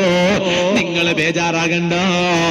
ദുനിയാവിൽ കുറെ തുള്ളിക്കളിക്കാൻ മറ്റുള്ള പലരും തുള്ളിക്കളിച്ചതുപോലെ നിങ്ങൾക്ക് തുള്ളിക്കളിക്കാൻ കഴിഞ്ഞിട്ടില്ല എന്ന് കരുതിയിട്ട് സങ്കടപ്പെടണ്ട. ഖുർആൻ പറഞ്ഞത് കേട്ടോ നിങ്ങൾ? ഉലൈക അലൈഹിം സ്വലവാത്തും മിർ റബ്ബിഹിം വറഹ്മ. അത്തരക്കാരുടെ മേൽ അള്ളാന്റെ കാരുണ്യമുണ്ട്, അള്ളാന്റെ ഗുണമുണ്ട്, അള്ളാന്റെ റഹ്മത്തുണ്ട്. വഉലൈക ഹുമുൽ മുഹ്തദൂൻ. അവരാണ് നേർവഴിയിലെത്തിയവര് കേട്ടോ, അവരാണ് സന്മാർഗികൾ കേട്ടോ. ഇത് പരിശുദ്ധ ഖുർആനിൽ അള്ള പറഞ്ഞതാണ്. ആ നല്ല ക്ഷമയോടെ ധാരാളം നല്ലത് ചെയ്ത് തെറ്റുകളിൽ നിന്ന് ധാരാത്മാറി നിന്ന് അള്ളാഹു ബഹുമാനിച്ചതിനെ ബഹുമാനിച്ച്, അള്ളാ ആദരിച്ചതിനെ ആദരിച്ച്, അള്ള പരിഗണിക്കണമെന്ന് പറഞ്ഞവരെ പരിഗണിച്ച്, പാപ്പാന്റെ മനസ്സ് വേദനിപ്പിക്കാതെ, ഉമ്മാന്റെ മനസ്സ് വേദനിപ്പിക്കാതെ, അതേ ബിർറുൽ വാലിദ്, നിന്റെ ആയുസ്സുണ്ടല്ലോ, പാപ്പാക്ക് ഗുണം ചെയ്യാൻ ചെലവഴിച്ചോ, ഉമ്മാക്ക് ഗുണം ചെയ്യാൻ ചെലവഴിച്ചോ. പാപ്പാക്ക് ഗുണം ചെയ്ത മക്കളുണ്ടോ? ഉമ്മാക്ക് ഗുണം ചെയ്ത മക്കളുണ്ടോ? അവരെ ജീവിതത്തിൽ അള്ള 3 കാര്യങ്ങളും ബഹുമാനിക്കും കേട്ടോ. ഒന്നാമത്തെ കാര്യം എന്താണ്? അതേ പണ്ഡിതന്മാര് പറയാണ്, 4 കാര്യങ്ങളുണ്ട്. ആ 4 കാര്യങ്ങൾ ചെയ്താലോ അവന് 3 നേട്ടം കിട്ടാൻ പോകും. വെള്ളിയാഴ്ച രാവാണിത്. നമുക്കിവിടുന്ന് ഒരു ചെറിയ ദുആ നടത്തി പിരിയണോ? ഇനി ഞാൻ കൂടുതൽ വാദ പറയില്ല. ഈ 4 കാര്യം എന്റെ ഇന്നത്തെ വാദ അവസാനിപ്പിക്കുമ്പോ അവസാനമായി വാദ പറയുന്ന എന്റെ സ്വന്തം ശരീരത്തോടും നിങ്ങളോടും ഞാനൊരു ചെറിയ രൂപത്തിൽ 4 കാര്യം പറഞ്ഞു നിർത്തുകയാണ്. ആ 4 കാര്യമുണ്ട്. 3 പദവിയുണ്ട്, 3 നേട്ടങ്ങളുണ്ട്. ഒന്നാമത്തെ കാര്യം ഏതാണ്? അസ്സദഖത്തു അലാ വജ്ഹിഹാ. സ്വതക്ക കൊടുക്കേണ്ടുന്ന രൂപത്തിൽ സ്വതക്ക കൊടുക്കണം. സ്വതക്ക കൊടുക്കുന്നതിനൊരു മടിയും വേണ്ട. വാലിന്റെ സദസ്സിൽ ബക്കറ്റ് വരും. ബക്കറ്റ് വരുമ്പോ ഇതെന്നും വരുന്ന ബക്കറ്റ് തന്നെയാണ്, ബക്കറ്റ് മാറ്റമൊന്നുമില്ല. കഴിഞ്ഞ കൊല്ലം വന്ന അതേ ബക്കറ്റ് തന്നെ ഇപ്രാവശ്യം വന്നത് എന്ന് കരുതിയിട്ട് സംഭാവന ഇടാൻ പാടില്ല, ഇടാതിരിക്കാൻ പാടില്ല. സംഭാവന ഇടണം. വെള്ളിയാഴ്ച, നാളെ വെള്ളിയാഴ്ചയല്ലേ, വെള്ളിയാഴ്ച വീട്ടിൽ നിന്ന് ഇറങ്ങുമ്പോ ചില മനുഷ്യന്മാരുണ്ട് കീശ കാലിയാക്കിയിട്ട് പോവാ. ബജാർക്ക് പോകുമ്പോ മാത്രം കീശ നിറച്ചു പോവാണ്. ഇന്ന് അങ്ങനെ ആകരുത്. വെള്ളിയാഴ്ച പള്ളിക്ക് പോകുമ്പോ കീശയിൽ പൈസ ഉണ്ടോന്ന് നോക്കിയിട്ട് ഉറപ്പിച്ചിട്ട് പോകണം. കാരണം ഒന്ന്, പള്ളിന്റെ ഡബ്ബി ഉണ്ടാവുമല്ലോ. 2, പുറത്ത് ആരെങ്കിലും മുസല്ല വിരിച്ചിട്ട് ഉസ്താദ് അനൗൺസ് ചെയ്യും, പള്ളിയിൽ നിന്ന് ഒരു പാവപ്പെട്ട ഒരാൾ വന്നിട്ടുണ്ട്. നിങ്ങളെ കൊണ്ട് കഴിയുന്നത് 1000 തന്നെ എന്നല്ലല്ലോ പറഞ്ഞേ, ഒരു 10 രൂപെങ്കിലും, ഒരു 10 രൂപന്റെ 2 നോട്ടെങ്കിലും. പറയാൻ 10 രൂപന്റെ 2 നോട്ട്, ഒന്ന് പള്ളിന്റെ ഡബ്ബിക്കിടാനും പിന്നെ ഒരു 10 രൂപ പുറത്തെ മുസല്ലക്കിടാൻ. 10 രൂപ പോലെ ഒരു 10 ആൾ ഇട്ടാൽ 100 രൂപയില്ലേ? ഞാൻ പറഞ്ഞത് അത് നമ്മൾ ശ്രദ്ധിക്കാതെ പോകാൻ പാടില്ല. അത് വലിയ കാര്യമാണ്. സ്വതക്ക കൊടുക്കേണ്ടുന്ന രൂപത്തിൽ കൊടുക്കണം. അതിനൊരു മടി കാണിക്കാൻ പാടില്ല. അല്ലാഹ്, ചില മനുഷ്യന്മാരൊക്കെ വെള്ളിയാഴ്ച പള്ളിക്ക് പോകുന്ന സമയത്ത് ഇവിടുന്ന് അത്ര കാര്യമില്ലാന്ന് മനസ്സിലാക്കാണ്. കാലി കുപ്പായം പോവാണ്, അല്ലെങ്കിലോ കീശല്ലാത്ത കുപ്പായിട്ടിട്ട് പോവാണ്. കീശല്ലാത്ത കുപ്പായം എന്നാ പിന്നെ പൈസ ഒക്കെ ഉണ്ടല്ലോ. കീശല്ലാത്ത ഇപ്പൊ പിന്നെ പ്രശ്നമില്ലല്ലേ? കാരണം പുറത്ത് സ്വതക്കൊക്കെ വന്ന ആളുണ്ടെങ്കിലും ആളുടെ പറയും പൈസ കൊടുത്തില്ല, ഗൂഗിൾ പേ ഉണ്ടോന്ന് ചോദിക്കും. ഗൂഗിൾ പേ ഉണ്ടോ? സ്വതക്കൊക്കെ വന്ന് പുറത്തുനിന്നാണ് ആൽമരം ഗൂഗിൾ പേ ഉണ്ട്. അന്നേരം ഞാൻ അതിനെ കിട്ടിയാൽ ടൈയാണ് കണ്ടു കാര്യം. ഇവിടെ ഇങ്ങനെ അമർത്തിയതേ ഉള്ളൂ, ടൈന്ന് ഒച്ച കേട്ടു. എന്താ സംഭവം? എന്നാ ടൈയത് കേട്ടെന്താ? മറ്റയാൾക്ക് സന്തോഷമായി, ഇയാൾക്ക് സങ്കട. കാരണം ഇവിടുന്ന് കട്ടായി അങ്ങോട്ട് പോയി എന്നതിന്റെ അർത്ഥം. പണ്ട് നമ്മളൊരു ബ്ലൂടൂത്ത് ഉണ്ടോന്നല്ലേ ചോദിച്ചോണ്ട് ഇന്ന് എന്ത് ബ്ലൂടൂത്ത്? ബ്ലൂടൂത്ത് ആർക്കും വേണ്ട. ഗൂഗിൾ പേ, ഫോൺ പേ എല്ലാവരും ചോദിക്കണം, ഗൂഗിൾ പേ ഉണ്ടോ ഫോൺ പേ ഉണ്ടോ എന്നാണ്. സുബ്ഹാനല്ലാഹ്, ഞാൻ പറഞ്ഞത്. അപ്പൊ അതുകൊണ്ട് എല്ലാ മിസ്കിന്റെ വരുന്നവന്റെ കയ്യിൽ ഗൂഗിൾ പേ ഒന്നും ഉണ്ടായിക്കൊള്ളുന്നില്ല. കുറെ പ്രായമുള്ള ഒപ്പുണ്ട്, അയാൾ ഗൂഗിൾ പേ കേട്ടാൽ ചിലപ്പോൾ ഞെട്ടിപ്പോവും. അല്ലാതെ തന്നെ അയാളെ മകളെ കല്യാണത്തിന് സങ്കടത്തോടെ അയാൾ വന്നതാ പിരിവിന്. ഈ ഗൂഗിൾ പേയും കൂടി കേട്ടാൽ അയാൾ പിന്നെ ഞെട്ടിപ്പോവും. പിന്നെ ഞാൻ പറഞ്ഞത്, അതുകൊണ്ട് പള്ളിക്ക് പോകുന്ന സമയത്ത് കീശയിൽ ഒരു ചെറിയ സംഖ്യയെങ്കിലും കരുതി വെക്കുക. ഒന്ന് അത്, രണ്ടാമത്തത് വസ്തുനാവിൽ മഅറൂഫ്. ഇനി ഞാൻ ഇന്നത്തെ വേല കേൾക്കുന്ന ഉമ്മമാരോട് പറയട്ടെ, വെള്ളിയാഴ്ച ദിവസം നിങ്ങളൊരു കാര്യം ചെയ്യണം. നിങ്ങളെ ഭർത്താവ് പള്ളിക്ക് പോകുമ്പോ നിങ്ങളെ പർസിൽ ഒരു പൈസ ഉണ്ടാവും. സ്ത്രീകൾക്ക് ഒരു പ്രത്യേകമായ പർസ് ഉണ്ടാവും അല്ലേ? പുരുഷന്മാര് അവര് വീട്ടിന്റെ ചെലവ് നോക്കുന്നത് ശരിയാണ്, പക്ഷെ ഇടക്കിടക്ക് ഭാര്യക്ക് പോക്കറ്റ് മണി എന്ന് പറഞ്ഞിട്ട് ചെറിയൊരു പൈസ കൊടുക്കണം. ഇടയ്ക്കൊരു 500 കൊടുക്കണം, ഇടയ്ക്കൊരു 100 കൊടുക്കണം, ഇടയ്ക്കൊരു 50 കൊടുക്കണം, ഇടയ്ക്ക് ഒരു 20ന്റെ ഒറ്റ നോട്ട് കൊടുക്കണം, ഇടയ്ക്ക് ഒരു 20ന്റെ 2 നോട്ട് നിറഞ്ഞ 10 ആക്കിയിട്ട് കൊടുക്കണം. കാരണം സ്ത്രീകൾക്ക് അവരതായ ചില കാര്യങ്ങൾ ഉണ്ടാവും. എന്നാൽ ഞാൻ ഉമ്മമാരോട് പറയട്ടെ, ഇനിയിപ്പോ ഇതും കേട്ടിട്ട് ഏതെങ്കിലും ഒരു ഭർത്താവ് പ്രശ്നം ഉണ്ടാക്കണ്ട. എല്ലാ വാദവും ഒറ്റ ദിവസം വാദം പറയാൻ പറ്റൂലല്ലോ. ഉസ്താദേ, എന്റെ ഭാര്യ ആ കിട്ടുന്ന പൈസ കൊണ്ടൊക്കെ തോന്നിവാസം ചെയ്യുന്നു, എന്നാ അതിന് ഉത്തരവാദി നിങ്ങളെ ഭാര്യയാണ്, എനിക്കതറിയില്ലല്ലോ. ഭാര്യ നല്ലവളെന്ന് കരുതിയിട്ടാണ് ഞാൻ പറഞ്ഞത്. അല്ലാതെ തന്നെ ഒരു വിഷയത്തിന്റെ എല്ലാ മുഖം ഒറ്റ വാദം കൊണ്ട് പറഞ്ഞു തീർക്കാൻ കഴിയില്ലല്ലോ. പക്ഷേ ഉമ്മമാരോട് ഞാൻ പറയട്ടെ, നാളത്തെ വെള്ളിയാഴ്ച മുതൽ തുടങ്ങിക്കോ. നാളത്തെ വെള്ളിയാഴ്ച മുതൽ തുടങ്ങിക്കോ. ഒരു വാല കേട്ട് പിരിഞ്ഞു പോയിട്ട് നമ്മുടെ ജീവിതത്തിൽ എന്തെങ്കിലും ഒരു പുതിയ അമല് തുടങ്ങണ്ടേ?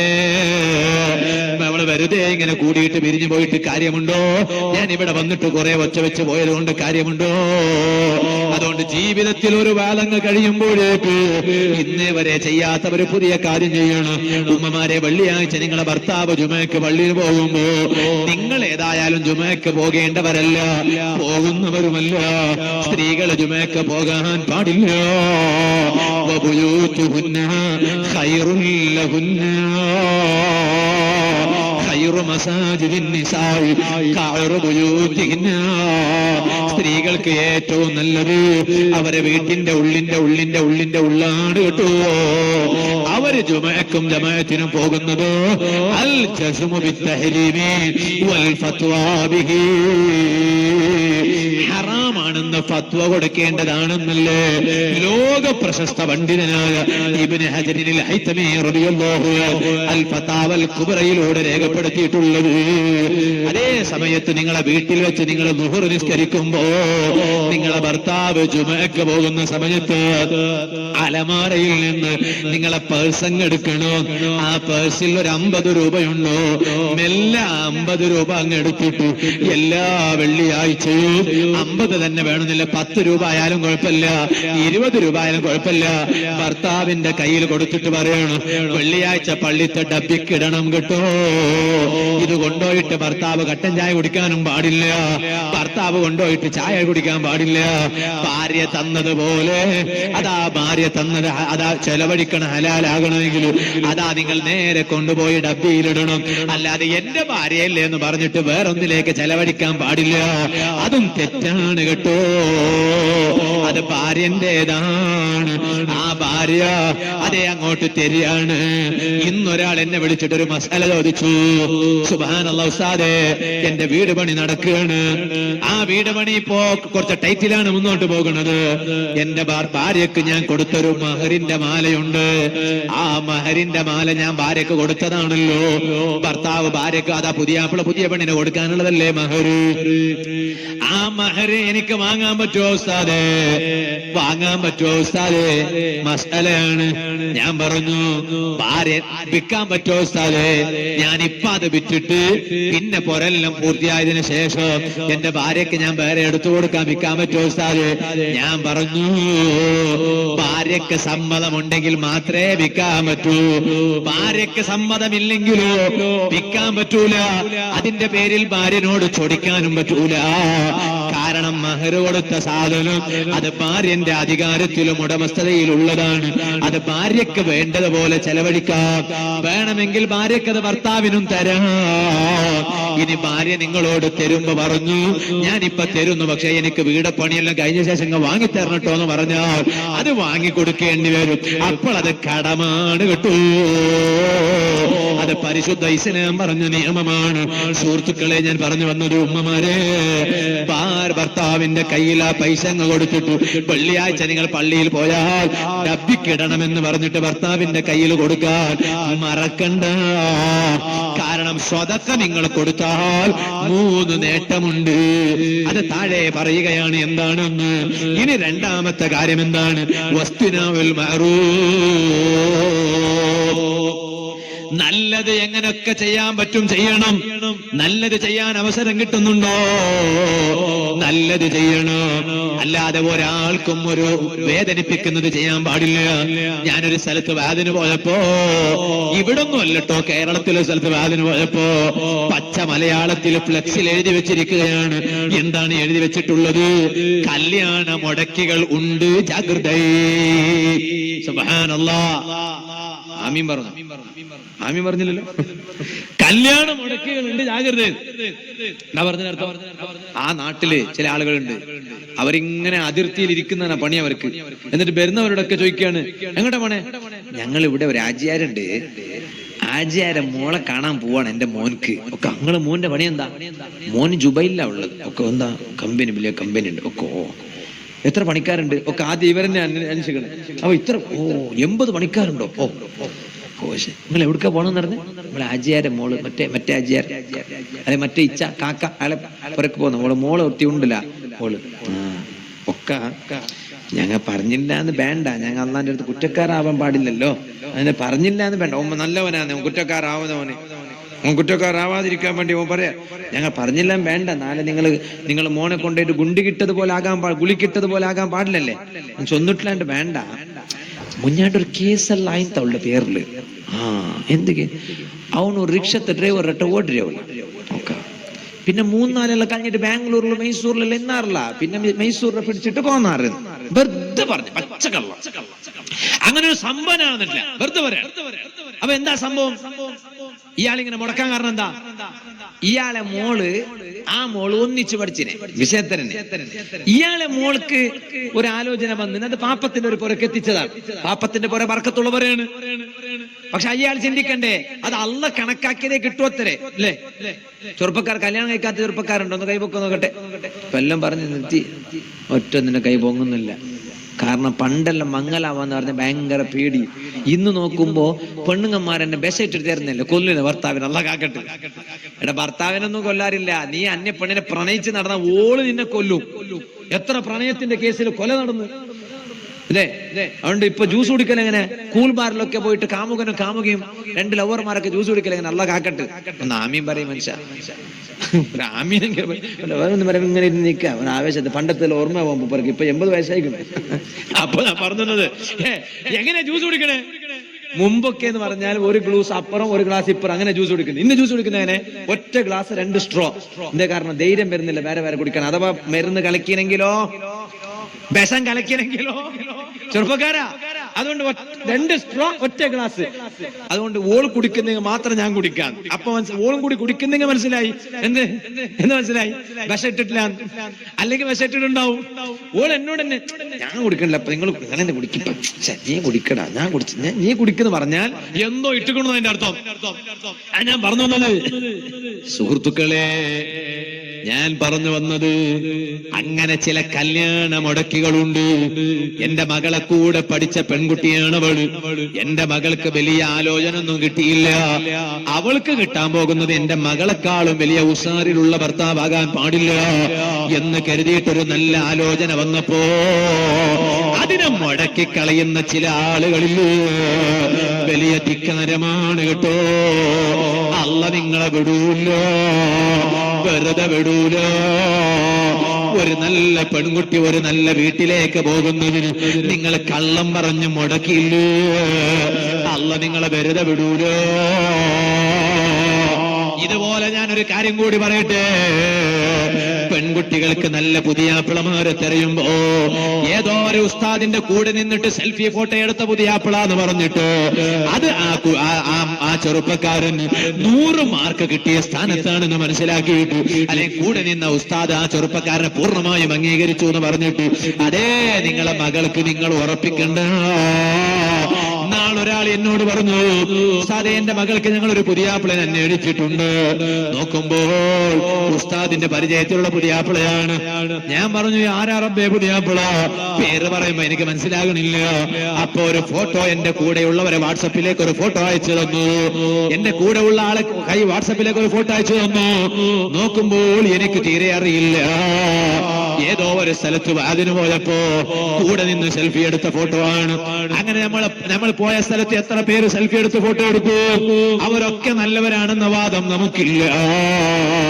അത് മാത്രം തീരുമാനിച്ചിട്ട് ഒരിക്കലും നിങ്ങളെ നല്ല മോൾക്ക് അവനെ നിങ്ങൾ കെട്ടിക്കണ്ട. നിങ്ങളെ മകൾക്ക് ഒരു നാട്ടിൽ നിന്ന് ആലോചന വന്നാൽ ആദ്യം പോയിട്ട് ചോദിക്കേണ്ടത് ആരോടാണെന്നറിയോ? ആദ്യം പോയി ചോദിക്കേണ്ടത് പള്ളിയിലെ ഉസ്താദിനോടാണ്. ഉസ്താദേ, നിങ്ങളെ മഹലിലുള്ള ഒരു ചെക്കന് എന്റെ മകൾക്ക് ഒരു ആലോചന വന്നിട്ടുണ്ട്, ഉറപ്പിക്കാൻ പറ്റുമോ? അപ്പൊ ഉസ്താദ് ചോദിക്കും, ആരാണവൻ? നോക്കുമ്പോ ഇന്നാളാണ്. അപ്പൊ ഉസ്താദ് പറയൂ, ഉസ്താദ് ഉള്ളത് പറയണോ? ഉസ്താദ് വെറുതെ വേറൊന്നും പറയൂല എന്ന് ഉറപ്പാണ്. ഉസ്താദ് പറഞ്ഞു, ബാപ്പ നല്ല മനുഷ്യനാണ്, ബാപ്പാന്റെ റൂട്ടിൽ മോന് വന്നിട്ടില്ല. അതേസമയത്ത് നിങ്ങളെ മകൾക്ക് അവൻ എത്ര യോജിച്ചതായി എനിക്കറിയില്ല. പക്ഷെ നിങ്ങൾ ഒന്നും കൂടി ഒന്ന് ഉറപ്പിച്ചോളൂ. ഉസ്താദ് അത് പറയണം, ഉസ്താദ് പറയൂ. അങ്ങനെയാണ്. അല്ലാതെ നല്ല നല്ല പെൺകുട്ടികൾ കൊണ്ടുപോയി ദൂഷിച്ചവരെ കൊണ്ട് കെട്ടിപ്പിച്ചിട്ട് അവളെ ഭാവി തകർക്കാൻ പാടില്ലല്ലോ. ഇനി മൂന്നാമത്തെ കാര്യം ഏതാണ്? ബിർറുൽ വാലിദൈൻ, മാതാപിതാക്കൾക്ക് ഗുണം ചെയ്യുന്ന സ്വഭാവം വേണം കേട്ടോ. വസിലത്തുർ റഹിമി, നാലാമത്തെ കാര്യം ഏതാണ്? അതേ, കുടുംബ ബന്ധം വെച്ച് പുലർത്തണം കേട്ടോ.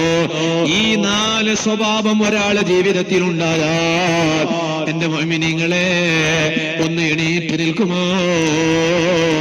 എല്ലാ മുഅ്മിനീങ്ങളും അടുത്തേക്ക് വരുമോ? ഒരാളും പോകരുത്. നമുക്ക് ഇൻഷാ അല്ലാഹ് ഒരു 3 സ്വലാത്ത് ചൊല്ലി. വെള്ളിയാഴ്ച രാവാണ്, സ്വലാത്തിന്റെ രാവാണ്. നമുക്കിവിടുന്ന് ഒരൽപ്പം സ്വലാത്ത് ചൊല്ലി കണ്ണീരിപ്പിച്ച് നമുക്കിവിടുന്ന് ദുആ ചെയ്ത് പിരിയണം. അല്ലാഹു നമ്മുടെ സദസ്സ് ദുആക്ക് ഇജാബത്തുള്ള സദസ്സായി നമ്മിൽ നിന്ന് ഖബൂൽ ചെയ്യട്ടെ. സുഹൃത്തുക്കളെ, 3 നേട്ടങ്ങൾ ഏതാണ്? ഒന്ന്, ഈ 4 കാര്യം നമ്മുടെ ജീവിതത്തിൽ ഉണ്ടായാൽ ഒരു പക്ഷേ ഉമ്മാന്റെ ഗർഭപാത്രത്തിലുള്ള സമയത്ത് അല്ലാഹ് നമ്മെ വിധിച്ചിട്ടുള്ളത് ഒരു ദുഷ്ടനായിട്ടാണെങ്കിൽ പോലും അല്ലാഹു തആല നമ്മെ വിജയികളെ കൂട്ടത്തിൽ പെടുത്തും കേട്ടോ. ഉമ്മാന്റെ ആശയത്തിലുള്ള സമയത്ത് തന്നെ, ഗർഭപാത്രത്തിലുള്ള സമയത്ത് തന്നെ ഞാൻ ഈമാനോടെ മരിക്കണോ, ഈമാനില്ലാതെ ചത്തുപോകണോ? അല്ലാഹ് കണക്കാക്കിയിരിക്കൂന്നല്ലേ പണ്ഡിതന്മാര് പറഞ്ഞത്. ആ കണക്കാക്കിയതിനെ പോലും മാറ്റാൻ കഴിയോ? ഈ 4 കാര്യങ്ങൾക്ക്: 1 സ്വതക്ക ചെയ്യുക, 2 ജനങ്ങൾക്ക് നല്ലത് മാത്രം ചെയ്യുക, 3 മാതാപിതാക്കൾക്ക് ഗുണം ചെയ്യുക, 4 കുടുംബ ബന്ധം വെച്ച് പുലർത്തുക. ഈ 4 കാര്യമുണ്ടെങ്കിൽ അതെ അല്ലാഹ് നമ്മളെ കണക്കാക്കിയിട്ടുണ്ട്. പരാജിതനായിട്ടെങ്കിലും ഈ ചെയ്ത 4 കാര്യങ്ങളുടെ നന്മ കൊണ്ട് അല്ലാഹു നമ്മെ വിജയികളായി മാറ്റിയെഴുതും കേട്ടോ. ഇനി രണ്ടാമത്തെ സ്ഥാനം ഏതാണ്? വതസീദുൽ ഉംരി, നിങ്ങൾക്ക് കുറെ കാലം ജീവിക്കാൻ കഴിയും കേട്ടോ. നിങ്ങൾ പെട്ടെന്ന് മരിക്കൂല. സ്വതക്ക ചെയ്യുന്ന മനുഷ്യൻ പെട്ടെന്ന് മരിക്കൂല. നല്ലത് ജനങ്ങൾക്ക് നല്ലത് ചെയ്യുന്ന മനുഷ്യൻ പെട്ടെന്ന് മരിക്കൂല. ഇതുപോലെ മാതാപിതാക്കൾക്ക് ഗുണം ചെയ്യുന്ന മോൻ മകൾ പെട്ടെന്ന് മരിക്കൂല. കുടുംബബന്ധം വെച്ച് പുലർത്തുന്ന ആളുകൾ പെട്ടെന്ന് മരിക്കൂല. ഇനി മൂന്നാമത്തെ കാര്യം ഏതാണ്? അവർക്ക് ചീത്ത മരണമുണ്ടാകൂല. ഈ 4 കാര്യം ചെയ്ത ആളുകൾക്ക് ചീത്ത മരണമുണ്ടാകൂല. സുഹൃത്തുക്കളെ, ഇത് നമ്മുടെ ജീവിതത്തിൽ നന്നായി സൂക്ഷിച്ചു കൊണ്ടുവന്ന് നല്ലവരായി ജീവിച്ച് നല്ലവരായി മരിക്കാൻ നോക്കിക്കോ. വെള്ളിയാഴ്ച രാവാണ്. നമുക്കിന്നത്തെ സദസ്സിലൊരു 3 സ്വലാത്ത് ചൊല്ലി ഒരു ഫാത്തിഹ ഓതിയിട്ട് നമ്മിൽ നിന്ന് മരണപ്പെട്ടവർ വെള്ളിയാഴ്ച രാവ് പറഞ്ഞാൽ, ബാപ്പ മരിച്ച മക്കൾ എന്റെ സദസ്സിലുണ്ടെങ്കിൽ ഒന്ന് കയ്യെ വെക്കുമോ? എന്റെ ബാപ്പ മരിച്ചിട്ട് ഖബറിൽ അല്ലാഹു സ്വർഗം കൊടുക്കട്ടെ. ഉമ്മ മരിച്ച മക്കൾ എന്റെ സദസ്സിലുണ്ടെങ്കിൽ ഒന്ന് കയ്യെ വെക്കുമോ? അല്ലാഹു ഉമ്മക്ക് പുറത്തു കൊടുക്കട്ടെ. എന്നാൽ വെള്ളിയാഴ്ച രാവായ ഉമ്മാന്റെയും ബാപ്പാന്റെയും ആത്മാക്കള് അന്വേഷിച്ചു വരുന്നു. മകനെ തെരഞ്ഞു വരുന്നു. മകള് അന്വേഷിച്ചു വരുന്നു. ഞാനും നിങ്ങളും ഭാര്യമാരോടൊപ്പം മക്കളോടൊപ്പം എത്ര നല്ല സന്തോഷത്തിലാണ് ഇവിടുന്ന് ജീവിക്കുന്നത്. എന്റെ ബാപ്പ ഖബറിൽ പ്രയാസത്തിലാണോ സന്തോഷത്തിലാണോ? അറിഞ്ഞവനല്ലല്ലോ ഞാൻ. നിങ്ങളെ ബാപ്പമാരും ഉമ്മമാരും ഖബറിൽ വലിയ സന്തോഷത്തിലാണോ സങ്കടത്തിലാണോ? അറിഞ്ഞ മക്കളല്ലല്ലോ നിങ്ങൾ. ഉമ്മമാരെ, സഹോദരിമാരെ, നിങ്ങളെ ബാപ്പയും ഉമ്മയും ഖബറിൽ സന്തോഷത്തിലുണ്ടോ സങ്കടത്തിലുണ്ടോ എന്ന് നിങ്ങൾ അറിഞ്ഞിട്ടുണ്ടോ? വെള്ളിയാഴ്ച രാവായാൽ പഴയ കാലത്ത് അതാ വീട്ടിലെ ഉമ്മമാര് മറ്റു സമയത്ത് രാത്രി എവിടെ പോയാലും വെള്ളിയാഴ്ച രാവിൽ അതാ പുറത്തെവിടെയും പോകൂലല്ലോ. വെള്ളിയാഴ്ച രാവ് എന്ന് പറഞ്ഞ ഇന്നത്തെ ഈ രാത്രിയാണ്. ആർത്തത്തിലാണ് വെള്ളിയാഴ്ച രാവ് എന്ന് പറഞ്ഞത്. പുറത്തു പോകൂല. എന്തേ കാരണം? അവർക്കറിയാമായിരുന്നു എല്ലാ രാത്രിയും ഒരുപോലെയല്ല. വെള്ളിയാഴ്ച രാവെന്ന് പറഞ്ഞാൽ വീട്ടിൽ നിന്ന് മരണപ്പെട്ടു പോയ ആത്മാക്കള് വീട് തേടി വരുന്നു. സദഖ ചെയ്യുന്ന മക്കൾ ഈ വീട്ടിലുണ്ടോ? എന്റെ പേരിൽ പാവപ്പെട്ടവർക്ക് ഭക്ഷണം കൊടുക്കുന്ന മക്കളുണ്ടോ? എന്റെ പേരിൽ ചോറ് കൊടുക്കുന്ന മക്കളുണ്ടോ? ഇനി അതൊന്നുമില്ല എന്ന് കണ്ടാൽ തന്നെ ഫദ്കുർനാ ഫദ്കുറൂനാ ബിഫാത്തിഹത്തിൽ കിതാബ്. ഈ വെള്ളിയാഴ്ച രാവിൽ ഒരു ഫാത്തിഹ എങ്കിലും ഓതിയിട്ട് പാപ്പയായ എന്നെ നീ ഓർക്കാറുണ്ടോ? ഉമ്മയായ എന്നെ നീ ഓർക്കാറുണ്ടോ? മക്കളുടെ വീട്ടിന്റെ വാതിൽക്കൽ വീട് തേടിയിട്ട് ഉമ്മാന്റെയും ബാപ്പാന്റെയും ആത്മാവ് വന്നു പോയില്ലേ? പഴയ കാലത്തെ ഉമ്മമാർ വെള്ളിയാഴ്ച രാവിലെ എവിടെയും പോകാതെ മക്കളോട് പറയും, മക്കളെ, ഉമ്മാമാന്റെ ആത്മാവ് വരുന്ന ദിവസമാണ്, ഉപ്പാപ്പാന്റെ ആത്മാവ് വരുന്ന രാവാണ്. നമുക്കൊന്നിച്ചൊരു യാസീനോദിയിട്ട് അവരെ പേരിൽ അതിഥി ചെയ്യണം. ഇന്ന് വെള്ളിയാഴ്ച രാവിലെ വീട്ടിലിരുന്ന് യാസീനോതുന്ന പാപ്പമാരുണ്ടോ? ഉമ്മമാരുണ്ടോ? കല്യാണം കഴിഞ്ഞിട്ട് ഭർത്താവിന്റെ വീട്ടിൽ പോയ പെണ്ണുണ്ടോ? കല്യാണം കഴിഞ്ഞിട്ട് ഇങ്ങോട്ട് വന്ന പെണ്ണുണ്ടോ? എല്ലാ രാവും ഇന്ന് കണക്കല്ലേ? വെള്ളിയാഴ്ച രാവും മറ്റു രാവും കണക്കല്ലേ? വെള്ളിയാഴ്ച രാവുകളിൽ പോലും പുത്തൂർ അങ്ങാടിയിൽ പോയിട്ട് വലസി നടക്കുന്ന ഉമ്മമാരില്, പഴയ കാലത്തെ ഉമ്മമാര് അഥവാ വ്യാഴാഴ്ച പകലങ്കാലും പുത്തൂർ അങ്ങാടിയിൽ പോയാൽ പോലും അതേ ഈ മാടാവ് അരിക്കിള കട്ടത്താറ് പരിസരത്തുള്ള ഉമ്ര പരിസരത്തുള്ള വെള്ളാര് പരിസരത്തുള്ള പഴയ കാലത്തെ ഉമ്മമാരെ മറക്കാൻ പറ്റോ? മറക്കാൻ പറ്റോ? അവർ ചെയ്തിരുന്ന പ്രവർത്തനങ്ങൾ അവഗണിക്കാൻ പറ്റോ? അവർ വ്യാഴാഴ്ച പകലങ്ങാടിയിൽ പോയാൽ പോലും വേഗം ഓടിവരും. സൂര്യൻ അസ്തമിക്കുന്നതിന് മുമ്പായി വീട്ടിലെത്തണമെന്ന നിർബന്ധത്തോടെ ഓടിവരും. വെള്ളിയാഴ്ച രാവാണ്. മരിച്ച ബാപ്പാന്റെ പേരിൽ വീട്ടിലിരുന്ന് യാസീനോദേണ്ടുന്ന രാവാണ്. ഇന്നോ പർച്ചേസിങ്ങിന് പോയിട്ട് പർച്ചേസ് കഴിഞ്ഞിട്ടില്ല. രാത്രി 10 മണിയായാലും പോലും വെള്ളിയാഴ്ച രാവായാലും പർച്ചേസ് കഴിഞ്ഞിട്ടില്ല. ചോദ്യം തീരുമാനിക്കട്ടെ ഉമ്മമാര്, പോയി കബറാകുന്ന ഇരുട്ടുള്ള വീട്ടിൽ കിടക്കാനില്ലേ. അതുകൊണ്ട് വെള്ളിയാഴ്ച രാവ് മറക്കണ്ട. ഇന്നത്തെ സദസ്സോടെ ഒരു തീരുമാനമെടുത്തോ. ഇനി എല്ലാ വെള്ളിയാഴ്ച രാവിൽ ആഴ്ചയിൽ ഒരിക്കലെങ്കിലും വെള്ളിയാഴ്ച രാവ് തെരഞ്ഞെടുത്തോ. എന്റെ മരണപ്പെട്ടു പോയ ബാപ്പാന്റെ പേരിൽ, ഉമ്മാന്റെ പേരിൽ ഞാനൊരു യാസീനോദാതിരിക്കില്ല. എന്നാൽ ഞങ്ങൾ മരിച്ച ഖബറിൽ കിടന്നാൽ എന്റെ മോന് കണ്ടു പഠിച്ചതാണ്. വെള്ളിയാഴ്ച രാവിലെ എന്റെ ബാപ്പാന്റെ പേരിൽ യാസീൻ ഓതുന്നത് എന്റെ മോൻ കണ്ടുപിടിച്ചതാണ്. എന്നാൽ ഞാൻ മരിച്ച് ഖബറിൽ കിടക്കുമ്പോ എന്റെ മകൻ എല്ലാ വെള്ളിയാഴ്ച രാവും എന്റെ പേരിൽ ഒരു യാസീൻ ഓതുമല്ലോ. ഇത് ഞാനും നിങ്ങളും ചിന്തിക്കേണ്ടതാണ്. ആ ആത്മാവിന് വെള്ളിയാഴ്ച രാവിലെ ഒരു യാസീൻ ഓത്ത് കിട്ടിയാൽ, ഒരു ഫാത്തിഹ ഓത്ത് കിട്ടിയാൽ ആ ആത്മാവ് സന്തോഷത്തോടെ മടങ്ങിപ്പോകും. ഇല്ലേ, ഉമ്മാനെ ഓർക്കാന് വീട്ടില് മക്കളില്ല. മക്കള് വലിയ കൊട്ടാരം പണിതു, വലിയ AC റൂമിൽ കിടന്നു. മക്കള് വെള്ളിയാഴ്ച രാവ് പല നിലക്കുള്ള ഫ്രൂട്ട്സും കഴിച്ചു, ബിരിയാണി കഴിച്ചു, നെയ്ച്ചോറ് കഴിച്ചു, കബ്സ കഴിച്ചു. ഇതുപോലെ റെസ്റ്റോറന്റിൽ പോയി അതാ നല്ല നല്ല അറേബ്യൻ ഫുഡ് കൊണ്ടുവന്ന് കഴിച്ചു. പക്ഷേ ഖബറിൽ കിടക്കുന്ന ബാപ്പാന്റെ ആത്മാവ് പറയാണ്, മക്കളെ നിങ്ങൾ കുടുംബസഹിതം സുഖിക്കുകയല്ലേ, ഞാൻ വലിയ ബേജാറില. എന്നെ ഓർക്കാൻ നിങ്ങൾക്ക് കഴിഞ്ഞില്ലല്ലോ. ഫദ്കുറുനാ ബിഫാത്തിഹത്തിൽ കിതാബ്. അതുകൊണ്ടൊരു ഫാത്തിഹ ഓതിയിട്ടെങ്കിലും ഞങ്ങളെ ഒന്ന് ഓർക്കണേ എന്ന് പറഞ്ഞു ഉമ്മാന്റെ ആത്മാവ് പറയുമ്പോ, ബാപ്പാന്റെ ആത്മാവ് പറയുമ്പോ അവരെ നമുക്കൊന്ന് സന്തോഷിപ്പിക്കാൻ കഴിയണം. ഇന്ന് നമുക്കിവിടുന്ന് ഒരു ഫാത്തിഹ ഓതിയിട്ട് പിരിയണം.